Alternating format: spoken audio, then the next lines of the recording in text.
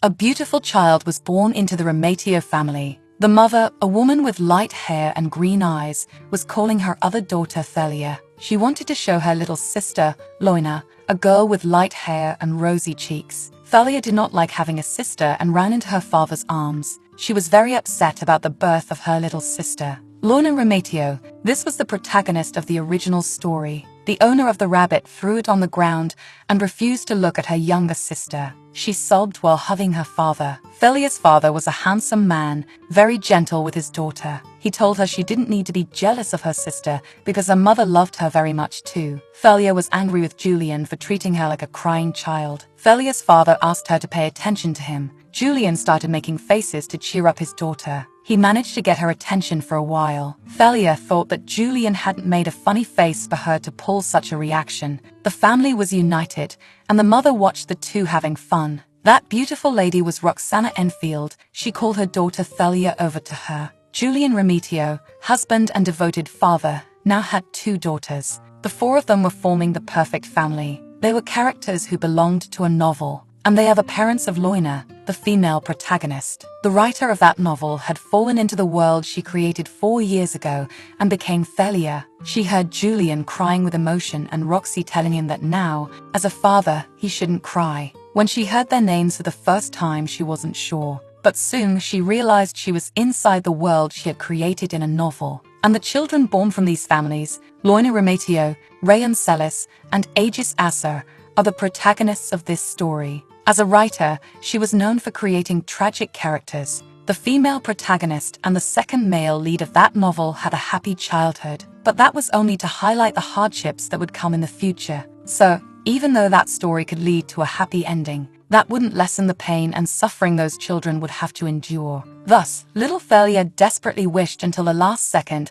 that Roxana wouldn't give birth to a girl, that her name wouldn't be Loina. Roxy called her daughter Tilly to ask if the girl loved her father and mother. Thalia replied that she loved her mother and father. Just because Loina was born doesn't mean that mom and dad will love you less. It means there's one more person to love. Roxy explained that both her father and she would love Thalia just as much. The concerned woman asked her daughter if she already liked her little sister. Roxana was encouraging Thalia to enjoy spending time with her baby sister. Thalia got closer to Loina to see her up close and say hello. Loina was a very beautiful baby who easily captivated people. Her sister noticed this as soon as she saw her clearly. The baby, beautiful as an angel, seemed to smile at her sister. There was much happiness in that family, their faces bright and full of life. No matter how much she wanted to deny it, that was the beloved Loina the writer had carefully created. Roxana and Julian were also characters belonging to a novel she had crafted with dedication. The one who should not have been born wasn't Loina,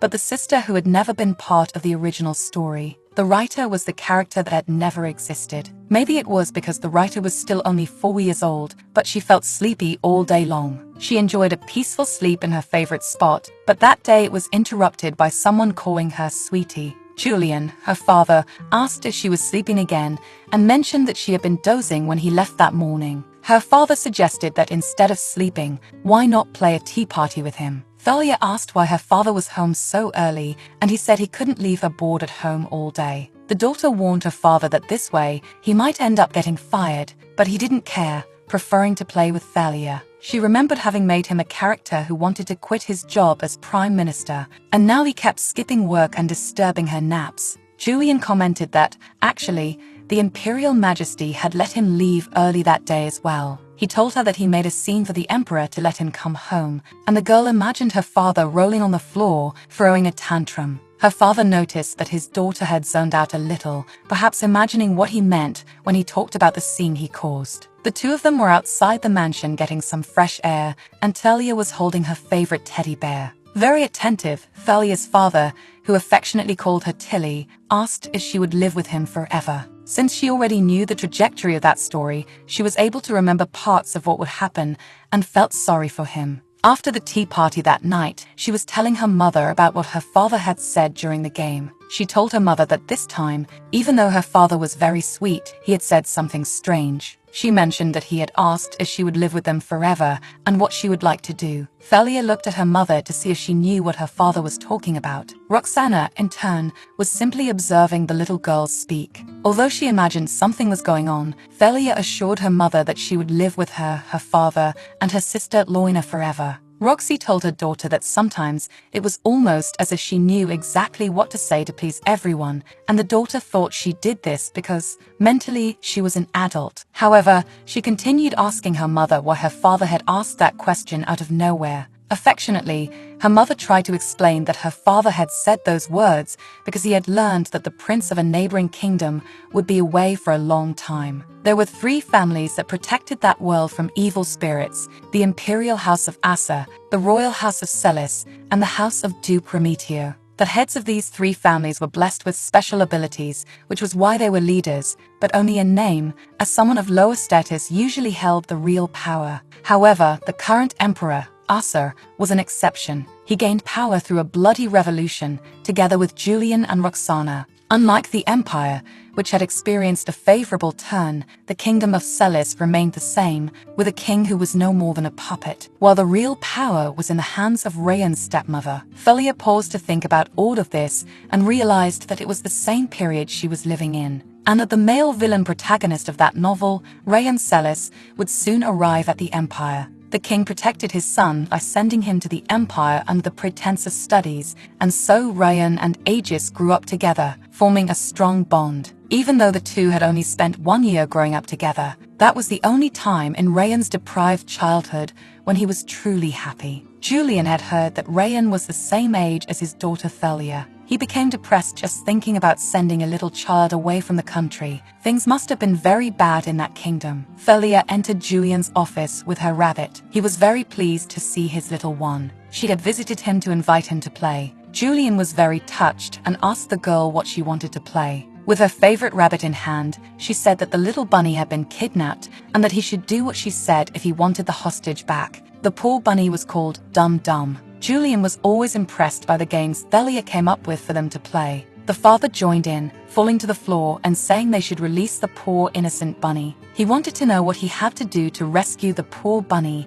and the girl, very serious, said he had to run. She wanted to be called the Demon Queen and asked him to run around the mansion. The father, playing along, wanted to know who that little bunny was. Very cleverly, Thalia said that he was a prince from a neighboring kingdom. Julian wanted to know why he should save a prince from a neighboring kingdom. She explained that if he saved the prince, he could have the kingdom. But Julian said he didn't want a kingdom, and the Demon Queen explained that if he didn't want the kingdom, he could give it back to the prince. The father observed how a 4-year-old child could have so much imagination to create such a game. Thalia continued pretending to be the Demon Queen and said that if he was willing to save his friend, she would let him run just 1 lap around the garden. Julian, very clever, decided he would save the bunny prince from the neighboring kingdom, and so the Demon Queen allowed him to run only around the garden. Far away, the Empress was having tea with her beloved son, and the Empress looked at how innocent and angelic her little one seemed at those moments.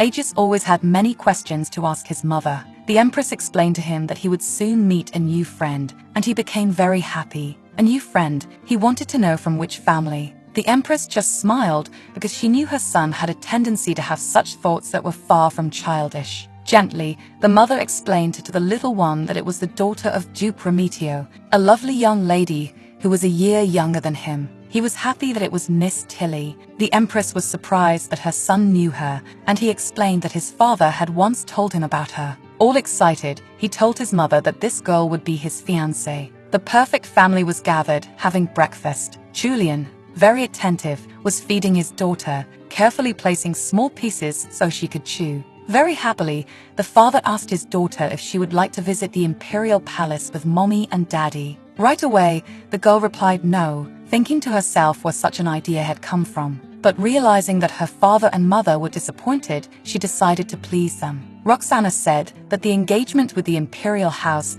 had not even been confirmed yet, and that it was just a passing suggestion from His Imperial Majesty, so there was no need to worry too much. While eating her breakfast, she listened to her parents talk and already drew her conclusions. Why would there be an engagement between the Duke of Remeteo's house and the Imperial family? This wasn't part of the original story. But something came to mind. In the original story, Loina was the only heir to the Duke of Remetio, but now there were two heirs, including herself. So, even if one of them didn't marry into the imperial family, there would be no issue with succession, but Prince Aegis was the second male protagonist. He had a crush on Loina since childhood, so this could create a serious family conflict in the future if she became engaged to him. Her father and mother noticed that Thalia had been lost in thought for a long time. She knew that this wasn't just a trip to see the imperial palace. Loina would become the Duke's advisor as soon as they noticed her special ability in the future. So, a noble daughter without powers like herself would be the perfect solution to become the imperial prince's fiancée. But she definitely didn't want to be empress,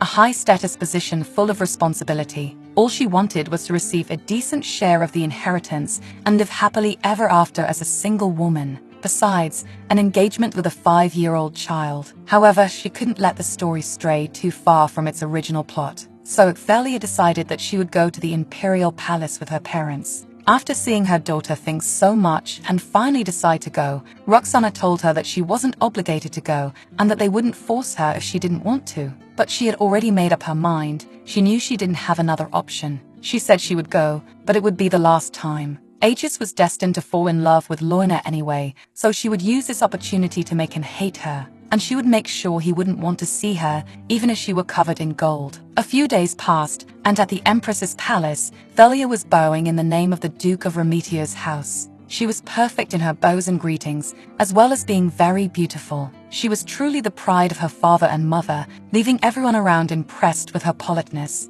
The Empress extended her arms toward Thalia, making her a little scared. The Empress was also very impressed, finding little Thalia adorable, cute, and very charming. But Thalia was no longer impressed. Everyone thought she was cute and well-mannered wherever she went. After sitting comfortably at a tea table, the conversation began cordially between Thalia's parents, the Empress, and the children. Thalia loved eating strawberries, and they offered her favorite dessert. Everyone who was eating thought it was truly marvelous. How could there be such a cute girl? Julian, her father, asked if she was enjoying the strawberries, and she said she liked them and would eat his as well. Hearing this, the crown prince quickly grabbed the strawberry from his tart and offered it to the Duke's daughter. She just looked at him for a moment. Aegis told her she could have his strawberry as well, and looking at him, she thought, how could someone have such blue eyes like his and look like a doll? She accepted and thanked him for the strawberries the crown prince gave her. The boy was very happy just to see Thalia accept the strawberry. Looking at him, she couldn't believe that this doll-faced baby would grow up to be a 1.82-meter tall young man. The boy's mother noticed how happy he was to be able to offer the strawberry to the young lady. The Empress told the girl's parents that the Emperor had mentioned the engagement last time, but she wanted to apologize for that. She had only suggested to the Emperor that it would be nice if the two became friends, but she had no idea that he would suggest an engagement. Julian, very kind, said she didn't need to apologize, as they didn't think Peleus was serious either. He agreed that it was too early to discuss that subject and hoped the two would become great friends. His daughter Thalia was very pleased because Julian was polite and straightforward. The Empress sighed in relief for managing to navigate that situation. However, little Aegis was worried because he wanted to marry Thalia. The girl was so startled that she almost choked, not expecting something so sudden. Observing the boy, she thought it was surprising he was already thinking about marriage, but Julian told the boy that he should marry someone who truly loved him. The young boy explained that his father had said it would be ideal for the imperial family to unite with the house of Duke Remetio. Thalia didn't think that was something a child should be concerned about. The Empress responded to her son, saying he was right that he should marry someone who loved him. She told him he might not find love if he worried too much about internal politics. Aegis asked his mother if he could marry Thalia if he loved her. The Empress, trying to get out of the difficult situation, told her son that it wasn't exactly like that. He could only marry her if Lady Thalia loved him back. At that moment, the boy looked at the girl with wide eyes like two diamonds. She simply stared at him and bluntly said that he wasn't her type. She also added, to the dismay of her parents, that she would never marry the prince. The boy was sad because he didn't understand why she was saying this, especially after he had given her his strawberry. Aegis was upset because, even after giving her his strawberry, she still didn't want to marry him. Thalia asked him if he wanted her to spit his strawberry back out. She thought he was cute, but that didn't mean he could have everything he wanted. Roxana quickly interrupted her daughter by placing her hand over her mouth, preventing her from offending the royal family further. Very embarrassed, she said that her daughter was just like Julian, like father, like daughter. She told Tilly that this wasn't the way to speak to a friend. Even with her mother's hand covering her mouth, the girl managed to say that he wasn't her friend. Roxana excused herself, saying she would take her daughter outside to the garden for a moment. The Empress felt faint from hearing such a beautiful girl be so reckless. Outside, Roxana asked Thalia why she didn't like spending time with children her own age. The mother reminded her that the girl only liked to play Demon Queen. Roxana told her daughter that she didn't want to force her to marry someone she didn't want, even if it was the imperial prince. The daughter replied to her mother that she knew that very well. Roxana wanted to know why. Then she had been so ill-tempered. His Imperial Highness only wanted to be her friend, but she found him strange and thought she shouldn't have come there. The Imperial Prince was different from other children. People didn't treat him as Aegis, the child, but only as the Imperial Prince. He might have many friends, but none of them were true friends. Roxana continued explaining to Thalia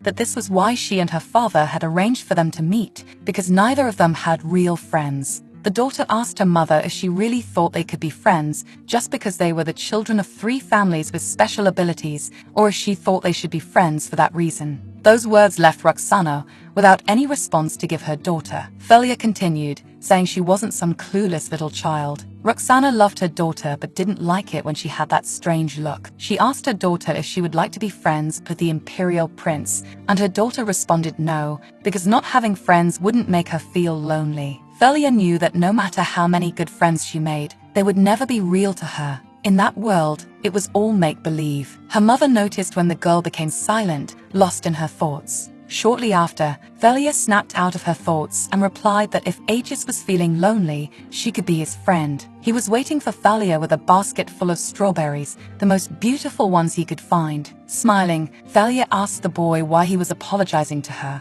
Embarrassed, he replied that he was sorry for asking her to marry him just because he had given her strawberries. Even if she didn't want to marry him, they could still be friends. The girl blushed because she thought that was incredibly cute and told him it was okay. She began to eat those delicious strawberries, which were her favorite. The boy was amazed by Thalia's beauty and joy as he held the basket while she picked the strawberries. Aegis just watched Thalia eating the strawberries and noticed how she became even more beautiful. Thalia realized she was being watched and didn't seem too pleased about it. The prince asked Thalia if she wouldn't mind him calling her Tilly. The girl thought for a moment and said she would call him Aegis too. The boy, very happy, said she could call him that way if she wanted to. The Empress and Thalia's parents watched the 2 children getting along and were moved, though the girl only wanted to go home. In the kingdom's library, Aegis was reading another storybook to Thalia. She just wanted to know who had made Aegis such an annoying prince. But she obviously knew it was herself, as she was the writer of that storyline. They had been spending a lot of time together for over 2 months, and all they did was eat snacks, go for walks, and read storybooks, an endless cycle. Sometimes Aegis asked if he was being boring, but Thalia would say no, and that he could continue. But she already knew how to read the books herself, so he didn't need to. She lied and told him she couldn't read, so he should keep reading for her. But he reminded her that one day he didn't know a word, and she had helped him read it. The girl said she didn't remember that, and asked him to continue reading. The boy was still thinking about whether he should keep reading, as he believed she could already read on her own. Even so, he granted her wish and continued reading the Cinderella story. Although she was the writer of that novel, she wasn't sure what types of fairy tales existed in that world, so she assumed they used the ones she knew, like Cinderella and others. The boy, very embarrassed, told Tilly that he would like to dance with her. The girl found the proposal strange, and the boy reaffirmed that he wanted to dance with her. Aegis had just started taking dance lessons, and his teacher said he needed to practice. Tilly agreed, but said she didn't know how to dance, so the prince said he would teach her. He was super excited about being able to teach Thalia to dance. Aegis said he would ask to arrange everything they needed, and the girl said it was fine. She wondered why, out of so many stories, he had chosen Cinderella, but she thought it was because he wanted to dance with her. She herself knew all kinds of dance steps, as she had been a huge fan of K-pop idols when she was in high school. so she thought dancing with a child would be a piece of cake. Remembering that time made her feel nostalgic, and sadness clouded her eyes. Aegis arrived quickly, full of excitement. He called Thalia to dance because everything was ready. The boy took Thalia to the garden, where everything had been prepared. However, Thalia didn't seem to like it very much. The surprise didn't please her. In the garden, there was a painter, a piano, and a pianist. Thalia told the boy she thought they were just going to dance. Angrily, she asked what all of this was about. The boy tried to explain, saying he had called his dance teacher and arranged for the piano, and his mother said she wanted to see him dance with Thalia, and she ended up bringing a painter. The Empress apologized to Thalia for surprising her like that. The Empress told the Emperor and the Duke that she would watch the children dance so they wouldn't feel jealous and complain that it wasn't fair. She decided to capture that moment of the two dancing on a canvas, but only if it was okay for both of them. The Empress happily reminded them that they didn't need to stay still for long and could feel free to move around. The writer sighed because she couldn't judge, as it was she who had made the Empress that way. Wisely, she accepted the dance and also had her image captured by a painter. Prince Aegis was beaming with happiness and extended his hands to Tilly. The girl looked at the boy in amazement. At that moment, she realized that the whole event had been planned in advance because a maid had brought a new dress for her to wear, and the hairdresser had styled her hair in a different but very cute and childlike way. Now she noticed that their clothes matched. They were all in on it together. She then gave a hand to the boy, and they began to dance to the melody. Aegis was mesmerized by the beauty of little Thalia. In his eyes, there reflected the true innocence of a child's love. She, however, wasn't very pleased because the painter and the Empress were making her a bit uncomfortable. In the midst of all this, she accidentally stepped on the prince's foot. She apologized to him for stepping on him. Aegis, always kind to her, just smiled. She felt guilty and thought he was too naive. He had been so cordial to the girl all this time, reading books to her, even though she could read, so much so that she was a writer. Even when she stood still, tangled in her own thoughts, the boy observed her and thought she might be frustrated because she didn't like him. And he always invited her for a walk in the garden, trying to cheer her up. Most of the time, she refused to walk with him in the garden. He kindly offered to give her a piggyback ride, and at those times she ended up accepting. And he really did carry her on his back, along with her bunny, Dum Dum. He had asked her if she had a sister, because he remembered her mentioning that she had a little sister. She agreed and said her sister's name was Loina. He was curious to know about Loina. Thalia explained that she had silvery blonde hair and violet eyes, just like hers. He thought she must be very cute if she looked like Tilly, but she said the little girl resembled her mother and father. Aegis really wanted Loina to look like Thalia, so she said the baby did resemble her. He confessed to Tilly that he used to want a younger sibling, and she asked if he didn't want one anymore. He said he did, but that they would probably argue a lot due to the small age difference. Thalia was often sad, sleepy, or lost in thought, and this worried Aegis. But he always looked at her with great admiration and always had a smile on his face. She got angry because she thought he was smiling that silly smile at her because he thought she looked like a little sister. She asked him to find another friend to treat as a younger sibling. The boy tried to explain that he didn't want her to be his little sister, nor did he want other friends. He also explained that he was only this happy when he was around her. Thalia asked if he acted like this because he liked her. He said yes, and she wanted to know why. Aegis told her that she was just like him. She was a rematio. She wanted to know if he was saying they were alike just because she was the daughter of one of the 3 families people depended on. She asked why he spent time with other friends, and he replied that he needed to, just like when he had to study. Aegis realized that's how it was, and the girl was sad for a few seconds. He tried to touch her arm, but, noticing she was uncomfortable, changed his mind. He asked her if she hated him. Her behavior made him think she hated him. Very sad and downcast, she replied that she didn't hate Aegis and remembered that his name was the name of a famous shield in Greek mythology. Aegis was a character who, of his own will, chose to become a shield to protect the people he loved. He was a perfect prince, the kind she expected to see in fairy tales, but she couldn't say that was entirely a bad thing. Yet, it frustrated her despite everything. He was just a child. Was it right to make him sacrifice everything just for the sake of the original plot? Or could she tell him it was okay to be a little more selfish? The prince asked Thalia if she didn't hate him, what the problem was then. She answered that it was precisely because she didn't hate him that she didn't know what to do with him. This time, she left him in silence. He didn't even understand what she was talking about, so how could he give her an answer? She told Aegis he was too young to understand, even though in the story, they were almost the same age. In the carriage on the way back home, Thalia was thinking, feeling frustrated because of a small child. Her father, always so attentive to her, noticed her sighing and imagined something must have happened. He decided to start a conversation, asking what special thing she had done that day. Tilly told him that the prince had given her a piggyback ride. Julian asked if she was happy to have an older brother and imagined that everything was fine and it was just his imagination. His daughter didn't like being called Aegis's older sister at all,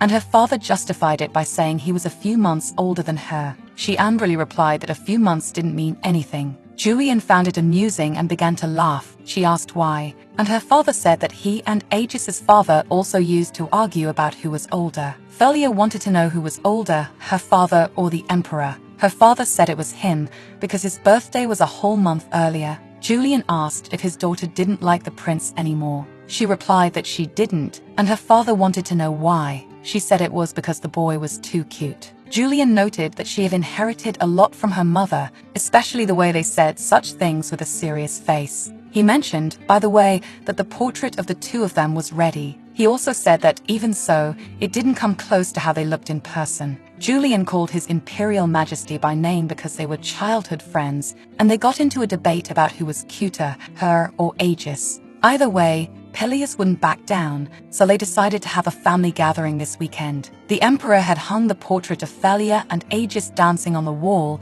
and asked Lottie what she thought of Julian's daughter. The empress replied that she thought Thalia was an angel. Peleus, speaking frankly, didn't expect much from her. If Peleus thought that way, the empress didn't understand why he had suggested an engagement between the two. He said it was just a passing remark. The empress, looking at her sleeping son Aegis, thought that he was the most mature child in the world. All the ladies in the kingdom always said that he was the most polite, cute, and mature child. He was truly the perfect imperial prince. They told Her Majesty that she should be very proud, and that's what she always heard at the tea parties she hosted. After adjusting her son's cloak, the empress asked him who his favorite friend was. He replied that he liked the son of Count Troville the most. She remembered that Count Troville was an advisor to the emperor. Aegis said that his father seemed to maintain close relations with the count, and he thought it would be good to maintain that relationship in the long term. She didn't know how her son could have such thoughts, as he was only 5 years old. However, there wasn't a child whose circumstances more closely resembled Aegis in the entire empire. She thought she should introduce him to the Duke of Remetio's daughter and recall the day Charlotte saw Thalia. She was convinced that the child was an angel. Even the emperor was impressed by the girl's beauty and manners. She resembled Julian but was even cuter and more fascinating. Julian wanted to know what problem His Imperial Majesty had with him. For the emperor's information, Roxana and Thalia said he was cute, but Peleus didn't find Julian cute in the slightest. Thalia, Julian's daughter and the writer, was thinking that maybe she shouldn't have defined their relationship that way because it made everyone around them uncomfortable. Julian was drinking coffee. Thalia loved drinking coffee, one of the 3 essential nutrients for Koreans: carbohydrates, alcohol, and caffeine. Thalia really wanted to taste a bit of that coffee. Her father explained that what was called coffee was a drink that people liked to have in the South. The girl asked if she could try a little. Her father responded that she was too young to drink coffee. The girl thought to herself that it wasn't even alcoholic, and a sip of coffee wouldn't kill her. Seeing how much the girl wanted it, he kindly explained that she couldn't drink coffee at her age. But she used her special, cute way of asking, pleading for just a little sip, please. Julian tried his best to say no to his daughter, especially when she used her cuteness. However, that didn't work with Roxana, who was a bit firmer. So Julian decided to resolve the situation by suggesting they all drink milk. But Thalia wasn't satisfied because what she really wanted was coffee. Emperor Peleus, to win Thalia's favor, offered her a sip of the coffee he was drinking. He offered her just a sip, hoping the bitterness would change her mind. However, she enjoyed the bitterness, finding it a true flavor, and she missed it. The emperor asked her if it was too bitter. She said it was very good, and Roxana replied that she wasn't very picky when it came to food. A large, colorful cookie was offered to Thalia. Aegis took one from his own plate and offered Thalia the biggest, most beautiful cookie. To everyone's surprise, she broke the cookie in half and gave a piece back to Aegis so they could eat it together. Thalia's unexpected reaction made Julian, the Empress, and Aegis very happy. They asked Thalia if she would like to play with Aegis, and the two went off to play. She had left the confusing environment where they treated her like a little child, but she didn't have much fun staying outside either. All she had for comfort was her big bunny, Dum Dum. The prince asked Thalia if she would like some coffee. It seemed she liked the idea, so he secretly had some made for her. Since she loved coffee, she got very excited, and he asked her to open her hand and place some coffee beans in her palm. Seeing her standing there without reacting, he asked if she wasn't going to eat them. He even put a coffee bean in his mouth to see if it was good, but he found the taste terrible. She felt sad watching him eat that because it reminded her of some scenes from the novel she had written, and everything was happening exactly as in the novel. Aegis held her hand and told her that everything would be alright. Thalia was very upset and said she wanted to go back home.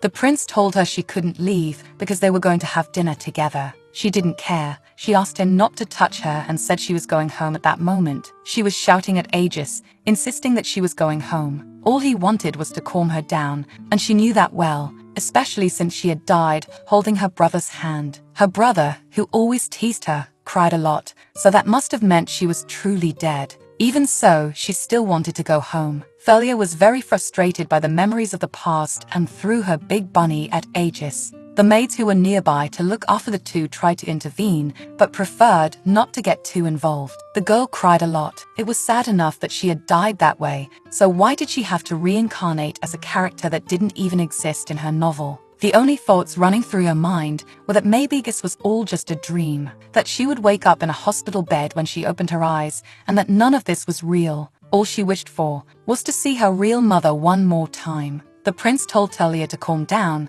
because the countess would be there soon and asked if she was all right. She replied that she was not all right. She hadn't even cried that much, yet she was already exhausted. Aegis, very considerate, tried to wipe Tilly's tears with his handkerchief. She wasn't satisfied with her useless child's body. The prince wanted to know if something had made her upset, like the coffee he had asked to be made for her. She replied that it was because she wasn't born as a cat. He didn't understand why she wanted to be a cat. She explained that if she were a cat, she wouldn't be his friend. Thalia was honest with Aegis and asked him if he liked her or felt like he had to like her. That question left the boy confused, and he couldn't even answer. She continued, saying he only liked her because she was a remetio. He replied that wasn't the case at all. She asked if he was absolutely sure, and said he cared more about what he was supposed to do than about his own feelings. After all, he had told her that they were alike, but he was wrong. They were completely different and would never be the same. She just wanted to be his friend because she liked him, but it wasn't the same for him. She told him that she knew exactly what he was thinking when he smiled at her.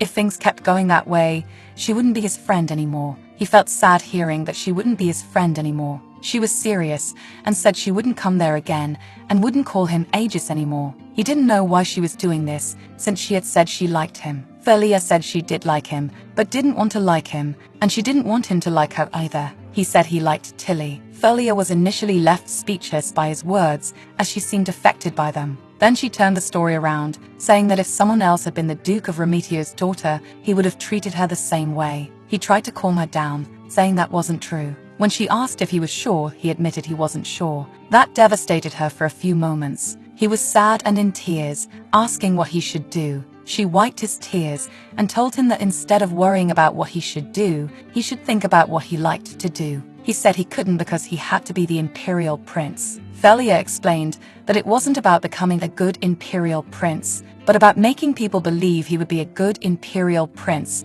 because he was a good person. She began to smile and told him that, to be honest, she didn't care if he was a good person or not. She liked him for who he was. She wished he would become a bit more self-centered. Even though this was her world and she had been born there, he deserved to live his own story. Since they didn't know when or how their lives would end, she hoped they would live a life without regrets. Even if he suddenly stopped being the second male lead and became a villain, as a character born in the world she created, she would always care for him, no matter what happened. Maybe she was born into that world to save someone, because whether they were the protagonist, supporting character, or villain, her love was for everyone. Thalia told Aegis that if he liked her, not as the imperial prince, but as Aegis, then they could be true friends. However, hearing her words, he became thoughtful and very sad. She asked if he didn't want to be her friend. At first, Aegis shook his head no, then said yes, leaving Thalia confused about which answer was the right one because he had shaken his head. He told her that he didn't want to be her true friend. Very determined,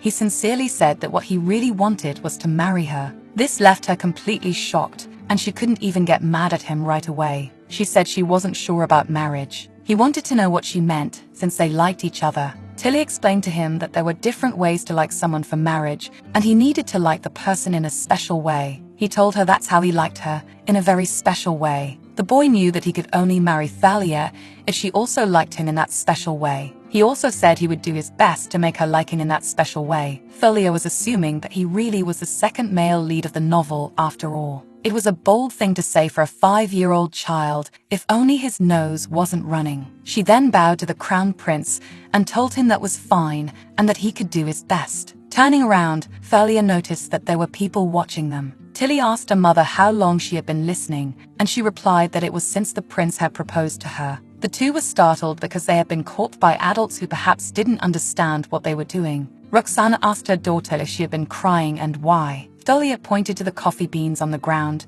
and said that the prince had given her those coffee beans to eat. The clumsy prince said it was his fault for giving Tilly something inedible. Roxana remained silent, as did the two other maids who had been accompanying the children. Thalia continued, saying that after that, she hit the crown prince. Pointing to the big bunny on the ground, she said she hit him with dum-dum 3 times. Her mother didn't like what her daughter had done and told her that such behavior was wrong. Thalia regretted hitting the prince, realizing that she shouldn't hurt other people like that. Her mother wanted to know why she had done that, and Thalia explained that he wanted a true friend. She wanted to be friends with Aegis because she liked him, but he was only nice to her because she was a Remetio, not because he truly liked her. Looking at the child, her mother knew that everything she was saying was true. The imperial house was only interested in her because she was part of one of the 3 families they needed. Thalia continued, saying that she had decided not to be his friend anymore and was leaving when he tried to stop her, so she got angry and hit him. But she had already talked to him about it and apologized for hitting him. Roxana knelt down and apologized to the crown prince for her daughter's bad behavior. She also apologized for any unnecessary pressure she might have made him feel. She told him that whether he turned out to be a good child or not, Julian, and she would always love him just the same. Thalia realized from Roxana's words that she had overheard the entire conversation. Roxy told her daughter that it was early, but they were leaving. Back home, Thalia looked at little Loina. She noticed that the baby had just woken up and wasn't even crying. Thalia was very impressed with Loina because she could even sit up on her own. Thinking about it, she realized that Loina must have been around 6 months old. Tilly asked the baby if she liked her since she was her older sister. Thalia laughed at herself because, after denial, anger, bargaining, sadness, and acceptance, she thought she had finally reached the acceptance stage. It was hard for her to accept and continue pretending it wasn't happening, to throw tantrums and cry. If she couldn't go back, she had to accept the fact that she was living as Thalia. She was spending more time with her little sister. In another place, Madame Matilda was asked to move to another carriage as the Imperial Knights were expected to arrive. Matilda called for His Highness to come over, and when he approached, she informed him that he would have to travel in a different carriage, but he would be fine on his own. Inside the carriage, alone, he remembered what his father had told him, that he would be safer staying in the Empire. Rayan, surrounded by loneliness, was beginning to realize that everything had been lies. Roxana told Thalia that she would be back in a few days at most. But the girl didn't seem to like that idea very much. That wasn't the problem. She would have left without saying anything if she hadn't woken up early. Roxana apologized to her daughter for not telling her earlier. She explained that she had been very busy with work in the past few days, but her daughter thought Roxana was getting close to finding Rayan. Thalia said that next time, her mother had to tell her at least a day in advance, and her mother promised she would. She hugged her mother, hoping Roxana wouldn't be too upset, and asked her to return safely. Her mother left, leaving Thalia, Julian, and the servants behind. Noticing that his daughter was very sad, he asked if she would like to go for a walk with her father. So, father and daughter decided to go to the theater. It was a play Julian had once seen with Roxana about a goddess of comedy named Thalia. The two of them enjoyed it very much because they had a lot of fun, and she remembered that Thalia was the goddess of comedy. Aegis's name also came from Greek mythology, but in that world, it was dominated by a monotheistic religion, so how and where did the goddess of comedy suddenly appear from? Back at home, Thalia was having a meal with her father. He was telling her that the day he and her mother found out they were going to have a baby, they saw a play, and it was an impressive performance with only 2 characters. He said that if it had been a boy, he would have been named after the male character, and since it was a girl, she was named after the goddess of comedy. Julian mentioned that her birthday was coming up and asked what she would like. She could choose anything, and all she had to do was tell him. Looking at her reflection, she wondered what she might want. Julian told her she could choose anything. She remembered that in her past life, her birthday was on Christmas. Her mother used to say that she was grateful she could give just one gift for both her birthday and Christmas. So, her wish for this birthday was for it to snow. She realized that she still hadn't completely moved on from that. Elsewhere, Rayan was terrified because he heard various noises outside the carriage. Realizing they were under attack and hearing the sound of horses nearby, he was very scared as he was alone. Suddenly, a hand in armor tried to enter the carriage. In that moment, he thought he was going to die and closed his eyes to avoid seeing what was in front of him. But to his luck, it was Roxana coming to save him, and she asked him to come with her. Reaching out her hand to him, she told him to come with her to save his life. Seeing her, he felt he could trust her and jumped from the carriage into her arms and onto the horse. Minutes later, the carriage, now without horses, hit a rock and crashed. The other knights were calling for her because she was the Grand Master. The knights said she shouldn't have risked her life that way, but she commented that there was no other choice. She had to save the prince because he was in danger. The knights were agitated, saying that if something happened to her, it could affect the relationship between the 3 families, and they begged her not to neglect her status and position. She replied that it was precisely for that reason she had done it, and now she was involved, so they couldn't use anything against her. Madame Matilda, who had previously been with His Highness, came running to check on him. She said, thankfully His Highness was safe. Rayan was safe because that knight had saved him. Madame Matilda was surprised to see that the knight was from the Empire, and considering the bandit attack, she realized how terrified the prince's horses must have been. She didn't even want to imagine what might have happened to the boy if Roxana hadn't appeared. For that, she was deeply grateful for saving the prince's life and said she would inform the kingdom. She also promised to take care of the young prince from then on. Roxana said that in the midst of the chaos, she had forgotten to introduce herself. So, kneeling down to be at eye level with the boy, she introduced herself. She said her name was Roxana de Highfeld. The boy also introduced himself, saying he was Rayan from the House of Celis. Thalia had noticed that 11 days had passed since Roxana left. Julian was also leaving early and working late those days,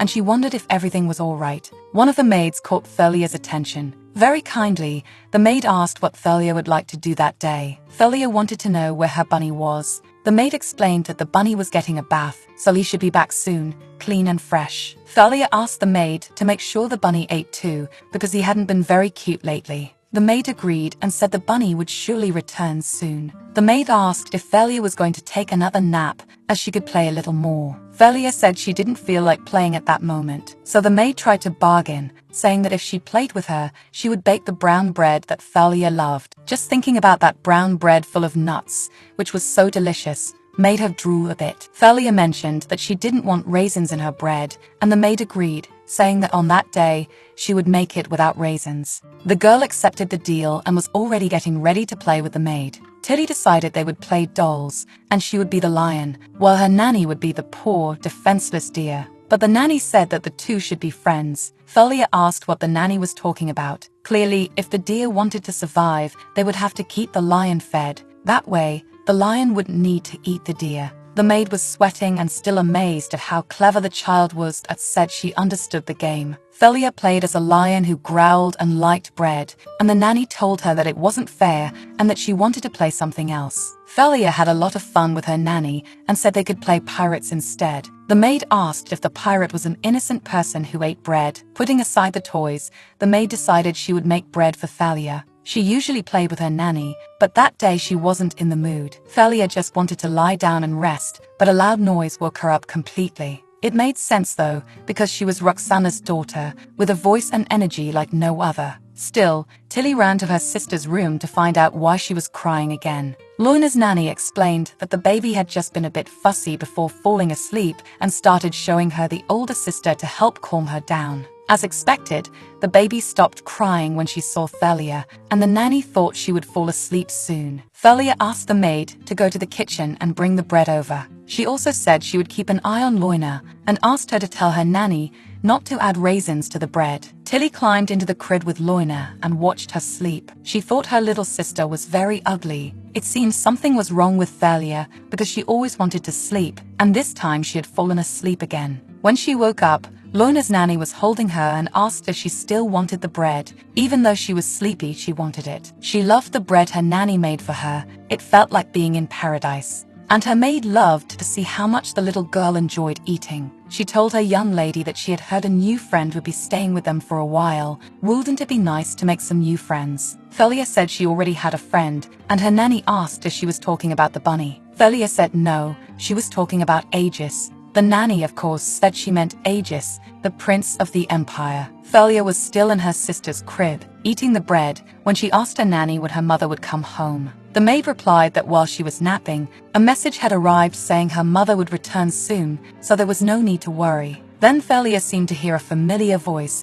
one she had been eagerly waiting for. One of the maids was very pleased because the lady countess had returned. Thalia rushed out of the crib to see if it was really her mother, and she realized that Roxana had indeed returned. Her mother was with a child and asked Tilly to say hello because this was Prince Rayan from the kingdom of Celis. Thalia knew the boy well because he was the male protagonist of the original story. She just didn't know what Rayan was doing there. She didn't even remember that her nanny had told her she would have a new friend, so it must be Rayan. Roxy said that the prince had come to the Empire to study and would be staying with them at the mansion for a while. According to the original story, he was supposed to go to the Imperial Palace. At that moment, Rayan's stomach growled because he was hungry. Thalia, very kind, offered him some bread and told the boy not to worry because her hands were clean. Miss Matilda, the boy's nanny, told him that he shouldn't refuse the gesture of kindness as she was the daughter of Duke Prometeo. Thalia realized that Matilda was keeping an eye on Rayan for the queen. They probably hadn't fed the child properly. Roxana was pleased with her daughter's gesture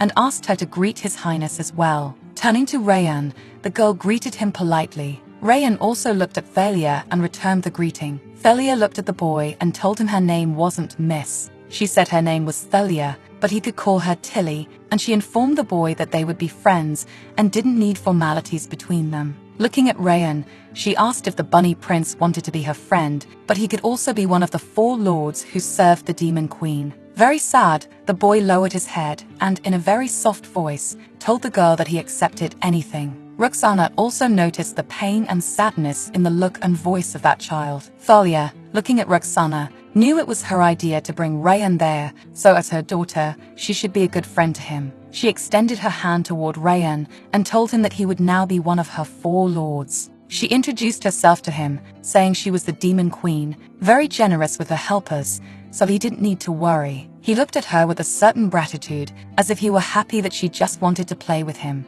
Then the two shook hands, sealing a friendship pact. Thalia was very happy and dedicated to her new friend, Rayan. He seemed happy, though he didn't show it much, as the boy had lived a difficult life. Thalia told Roxana that she would like to have a picnic in the garden with sandwiches and bread that her nanny had made, and they would play while waiting for her father. Roxana thought it was a wonderful idea, though Rayan's nanny didn't like him socializing with other people. Since the annex was still being prepared for His Highness and the others, why not spend some time in the garden? They must have been exhausted after traveling for 2 months. Miss Matilda, Rayan's nanny, although she said it was fine, didn't seem too pleased. Roxana informed her that the annex would be ready soon and that the butler would be available to assist them. She then called the butler's attention. He immediately approached the girl and bent down slightly to be at eye level with her. She whispered to him that from now on, the prince would be one of the 4 lords of the Demon Queen, and that he could be one of the lords too, so they could do something mischievous together.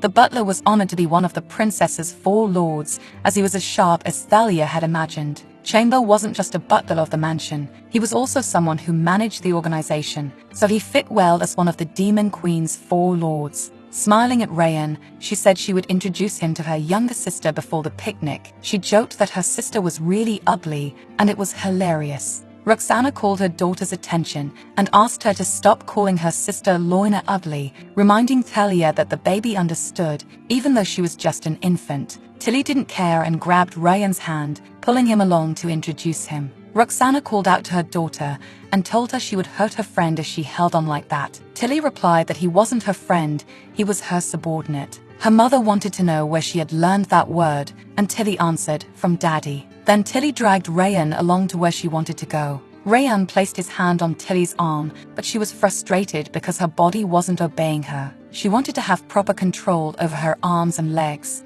Roxana told her daughter that's why she didn't like her running, and asked if she was hurt, and also asked Rayan if he was hurt. Pouting, Tilly asked her mother if she could carry her. Roxana, always so kind and gentle with her daughter, stretched out her arms and ended up carrying both children. Rayan felt happy because it was a different feeling. Finally, someone was showing warmth to that child. Roxana asked Rayan if he would like her to put him down. Shyly, he told her that he wanted to stay in her arms a little longer. Roxana just looked at the two children in her arms with great joy, as she loved her daughter and would never neglect any other child. Tilly's nanny saw the Countess holding both children and walking toward her. Roxana asked the nanny if Loina had been crying a lot again, but the nanny replied that Loina hadn't cried that day and that Miss Tilly had been by her side as well. Roxana was even happier with the gesture her eldest daughter was making for her sister, Loina. Roxana asked Tilly if she could wait there a little while with His Highness and told Rayan she would be back as soon as she got changed. Roxana had scolded Tilly's nanny, asking her not to let Tilly run with food in her mouth as she had done before, as she would get sick or vomit. She told the girl that she should always chew her food slowly and asked if she understood, and Tilly said she did. The nanny greeted Rayan and said it was a pleasure to meet him. The maid introduced herself as Mia Allison, the nanny of Miss Tilly and Miss Loina. Felia quickly placed Rayan behind her to protect him. She noticed that he was hugging her, and she found it very adorable. Tilly became embarrassed when she realized Rayan was hugging her. The Rayan from the original novel would grow up to be a fierce person, always on guard, and all because of the environment he grew up in, where there was no one he could trust. Felia told the nanny that the boy had become one of the 4 lords of the Demon Queen, and that he was now the #1 subordinate of the Demon Queen. Her nanny, who knew who the other 3 lords were, mentioned that one was the butler, and that the other 2 positions were still open. Her nanny asked what she would do once she had all 4 lords. Would she conquer the world? Felia said no,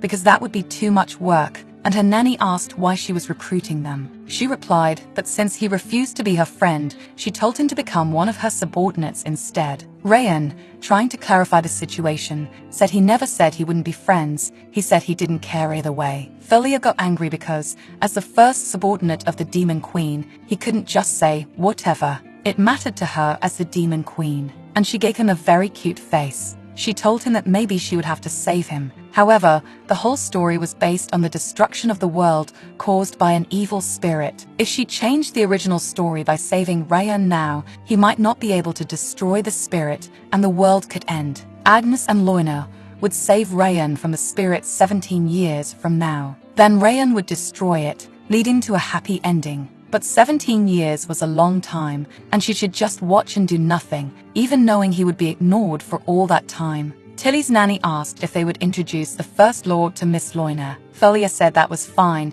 and asked Rayan to say hello to her younger sister. She accidentally called him Yan. Felia told Rayan that Loina was still a baby, having been born just 6 months ago. He looked into the crib and saw the little angel. Felia remembered that this meeting hadn't happened in the original novel, and the gears of destiny were beginning to turn. Roxana was in the bath, relaxing after the recent trip. She was also remembering when she said she would bring Rayan to the Duke's mansion. The Emperor told Roxy that he understood her concern, but was considering the possibility of not letting her take him. However, Roxana had seen the boy with her own eyes. He was the same age as her daughter, yet it was evident how neglected he had been. She believed the prince should be cared for in a more attentive environment than the imperial palace. but she was still furious that they had left the child hungry because they were too busy with negotiations. She wished she could set things right. Roxana called for a maid and asked her to inform the head chef to consult a doctor to adjust the diet, as there hadn't been any special needs before, but it would be good for him. She also asked the chef to prepare an abundant amount of food so that the prince could eat without worry. The maid asked what should be done with the leftovers. Roxy looked at her and said that the leftovers would stay in the annex, as food should never be wasted. Rayan was eating quickly and enjoying himself in that house and with that family. Thalia noticed how he was eating as if there were no tomorrow. It didn't seem like it was the first time he had been forced to go hungry. Thalia wanted to know why he had come to stay at their house. Roxana explained that his carriage had been attacked on the way, and so she thought it would be better for him to stay with them rather than at the Imperial Palace. An attack made it obvious who was behind it, but in taking care of Rayan, they would have to take responsibility for any accidents that could also happen. Tilly asked if her father agreed with that, and Roxana responded that yes, he had done everything in his power to help. Julian wasn't easily swayed, and he wasn't the type to agree to something unfavorable. However, this time he had agreed, something so different from the original story. Thalia was thinking that there wasn't much she could do in this world. She asked if Rayan would also be staying in the annex. Roxana replied that no, the prince would be staying in the main mansion. The girl said that was great because she was worried she would have to go to the annex every day to see him. Thalia was concerned because Rayan was eating so much, and she thought he might not be able to join them for dinner when her father arrived. The boy got startled and asked if he could do that, if he could have dinner with them. She explained that this was just a snack, and if he filled up too much now, he wouldn't be able to have dinner with them later. But since he had experienced so much hunger in his life, he always ate a lot whenever he had the chance. Thalia told him that from now on, he would have breakfast, lunch, and dinner with her, and even snacks if he wanted. Roxana found it very sweet of her daughter to tell these things to her friend. Thalia was very happy when she saw her father arrive. He was also always delighted when he saw his daughter and stretched out his arms to pick her up. He always called her his little goddess and told her how beautiful she was, showering his little girl with kisses. He would make funny faces and say he would only stop if she gave him a kiss on the cheek. She was always very affectionate and would kiss him on the cheek. Roxana was happy to see how loving her daughter was with her father, while Rayan watched, seemingly unable to believe that such a life could exist. There was a mix of sadness, anguish, and a bit of happiness in his eyes. Roxana, noticing this, called the boy over and told him he would be staying with the family for now, and if anything happened, he should tell her or Tilly. The boy found her question odd, but Tilly's mother confirmed that he could tell the girl anything, as they were protecting him during his stay. Thalia noticed that he seemed happy to be protected. She also remembered a line she had written in the novel when Rayan smiled for the first time. With fleeting awareness, Rayan smiled, recalling the first and only year he had been happy in his entire life. She hoped he would be happy during his stay, just as in the original story. Tilly kept shouting paprika repeatedly, perhaps because she liked the spice so much. Her father asked her to chew well, afraid that she might have an accident while eating. Rayan got scared when he realized he had dropped a piece of food on the floor. For that family, it was nothing, as Thalia was always dropping things all the time.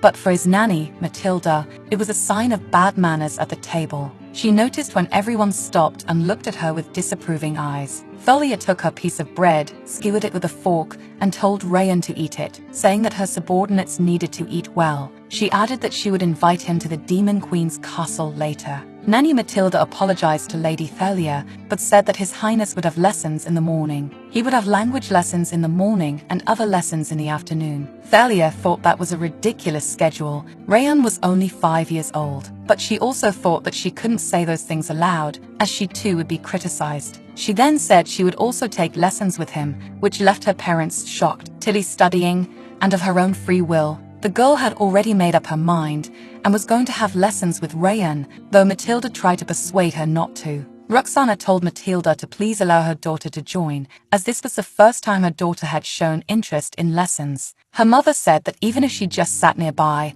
that would be enough. This left no room for Matilda to object. Julian was very happy and wanted to organize more time for Tilly's education. They would be busy investigating the previous attack for a while, which might even lead to issues between the two nations, so they would deal with that once it was resolved. Nevertheless, Julian was thrilled that his daughter was taking an interest in learning. With no other option, Matilda said they would do as they wished, believing it wouldn't hurt His Highness to have a study companion to make things more productive. Thalia looked at Matilda and realized she was following the "when in Rome, do as the Romans" approach. Rayan looked at the girl and thought they would be studying together, and she thought it was adorable and that she was going to play school with him. She was holding a sheet of paper, but definitely didn't understand what it was. The teacher explained to Miss Thalia that she only needed to copy the text once, as it was her first day, while His Highness was to write 5 copies, as usual. She looked at the paper and couldn't believe they were encouraging people and children of that era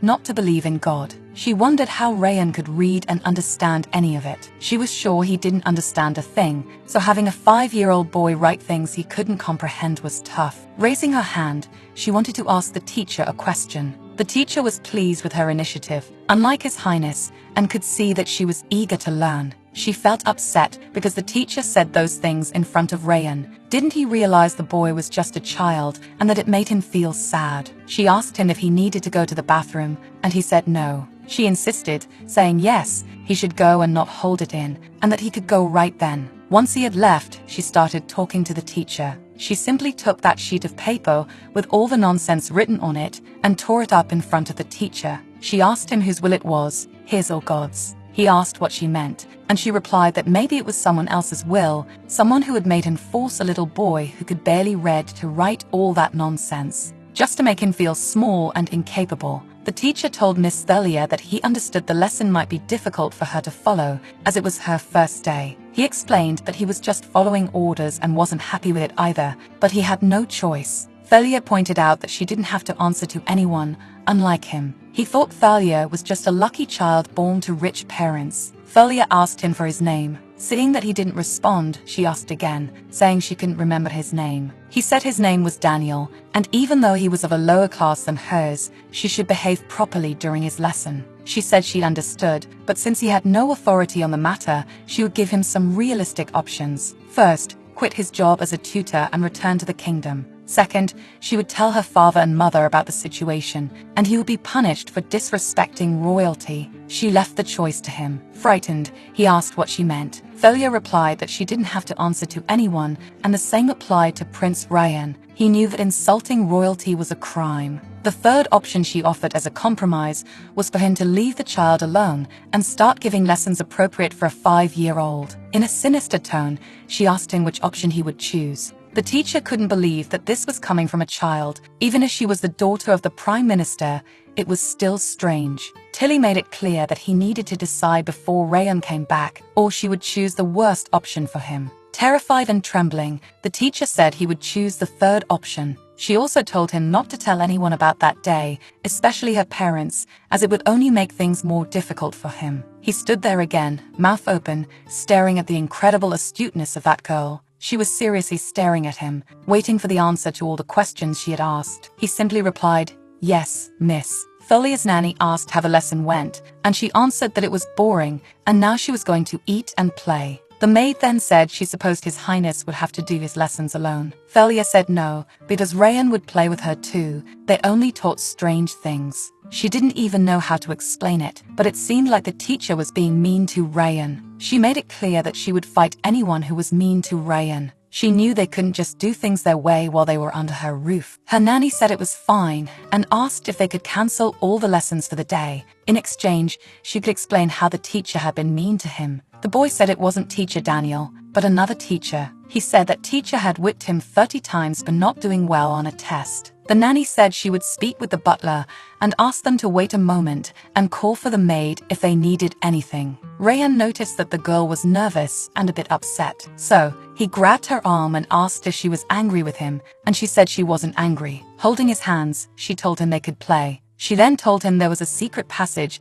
that would take him outside the mansion and asked if he wanted to go see it. In the garden, Thalia crouched down to pick several yellow flowers, and Rayan approached, asking what she was doing, and she told him it was a garland. When he didn't know what that was, the girl explained that it was a crown made of flowers, which surprised Rayan as he realized that something like that was possible, making her smile as she replied that she would make one for him as well, so he just admired her in silence until he heard her shouting for him to come closer, placing the flower crown on his head. The protagonist rejoiced because, as expected, he was really cute, which made him freeze, and she laughed again because he could only put the crown back in place if it fell, but she wouldn't say that because the crooked crown on his head was cute enough, and she mentioned that if he didn't let it fall, she could make another one for him later. Then he asked if she liked flowers, and she agreed that she did because flowers were beautiful, so she obviously liked flowers, and he commented that he also liked beautiful things.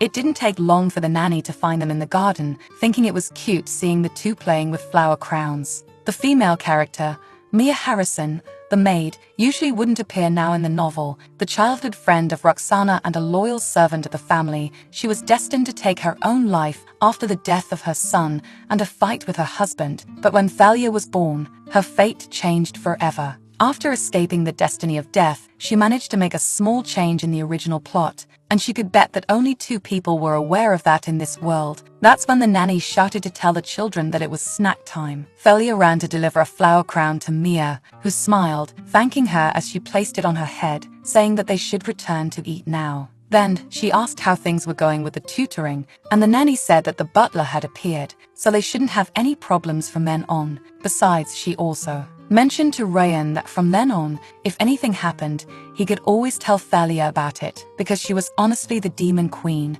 and the 2 of them were her helpers. He slowly nodded, which brought a smile to both girls as they returned home, and so a month passed since Rayan had arrived at the mansion. The 2 continued to be friends and close. He was eating well and gaining weight, and his physical strength seemed to have increased a lot to the point where he could even carry Thalia. Roxana and Julian were furious when they discovered that Rayan's tutors had been abusing him, and the tutor who raised his hand against him was deported back to the kingdom, while his nanny, Matilda, was lurking around but quickly left when the Duke's people took Yan, put him under their protection, and kept an eye on her. At the mansion, the maids soon found the 2 children to offer some sweets, so Thalia took the opportunity to ask the nanny about what Loina did that day. And she replied that it was the same as always, nothing but eating, sleeping, and going to the bathroom. It seemed that being a baby really had its advantages, so while they were eating, Yan caught the protagonist's attention and opened his mouth to eat, making Thalia feed him, thinking that he was really a cute boy,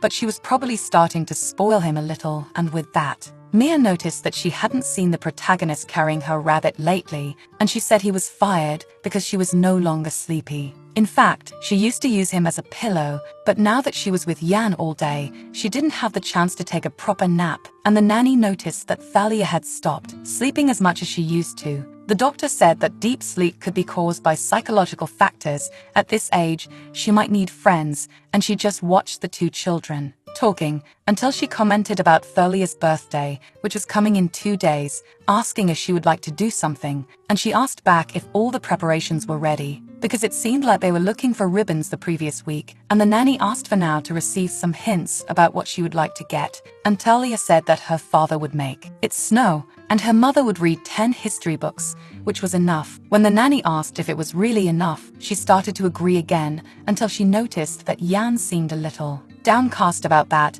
and Mia insisted on hearing if she wouldn't like a present, and Thalia realized that getting a present in 2 days for a 5-year-old child should be difficult. So, she stutters that she would like chocolate cookies because they seemed good for her birthday, which brought a smile to Yan after hearing this. Despite the protagonist laughing and saying that she was excited about her birthday, it was a life filled with small problems piling up. Time passed until her birthday arrived, when Roxana approached to wake up her daughter, and the protagonist mentally apologizes because she was not the typical child who would jump out of bed just because it was her birthday, grumbling because she felt slow and heavy for some reason that day, even though she was lifted by her mother. Roxana mentioned that they should be excited because their parents wouldn't work that day, and that despite Thalia being sleepy, she would recover after taking a bath, asking if she wouldn't like to take a bath with her so they could take care of each other and also of her beautiful dress for the birthday. A little later, still sleepy, Thalia took a bath and began to be dressed up by the maids,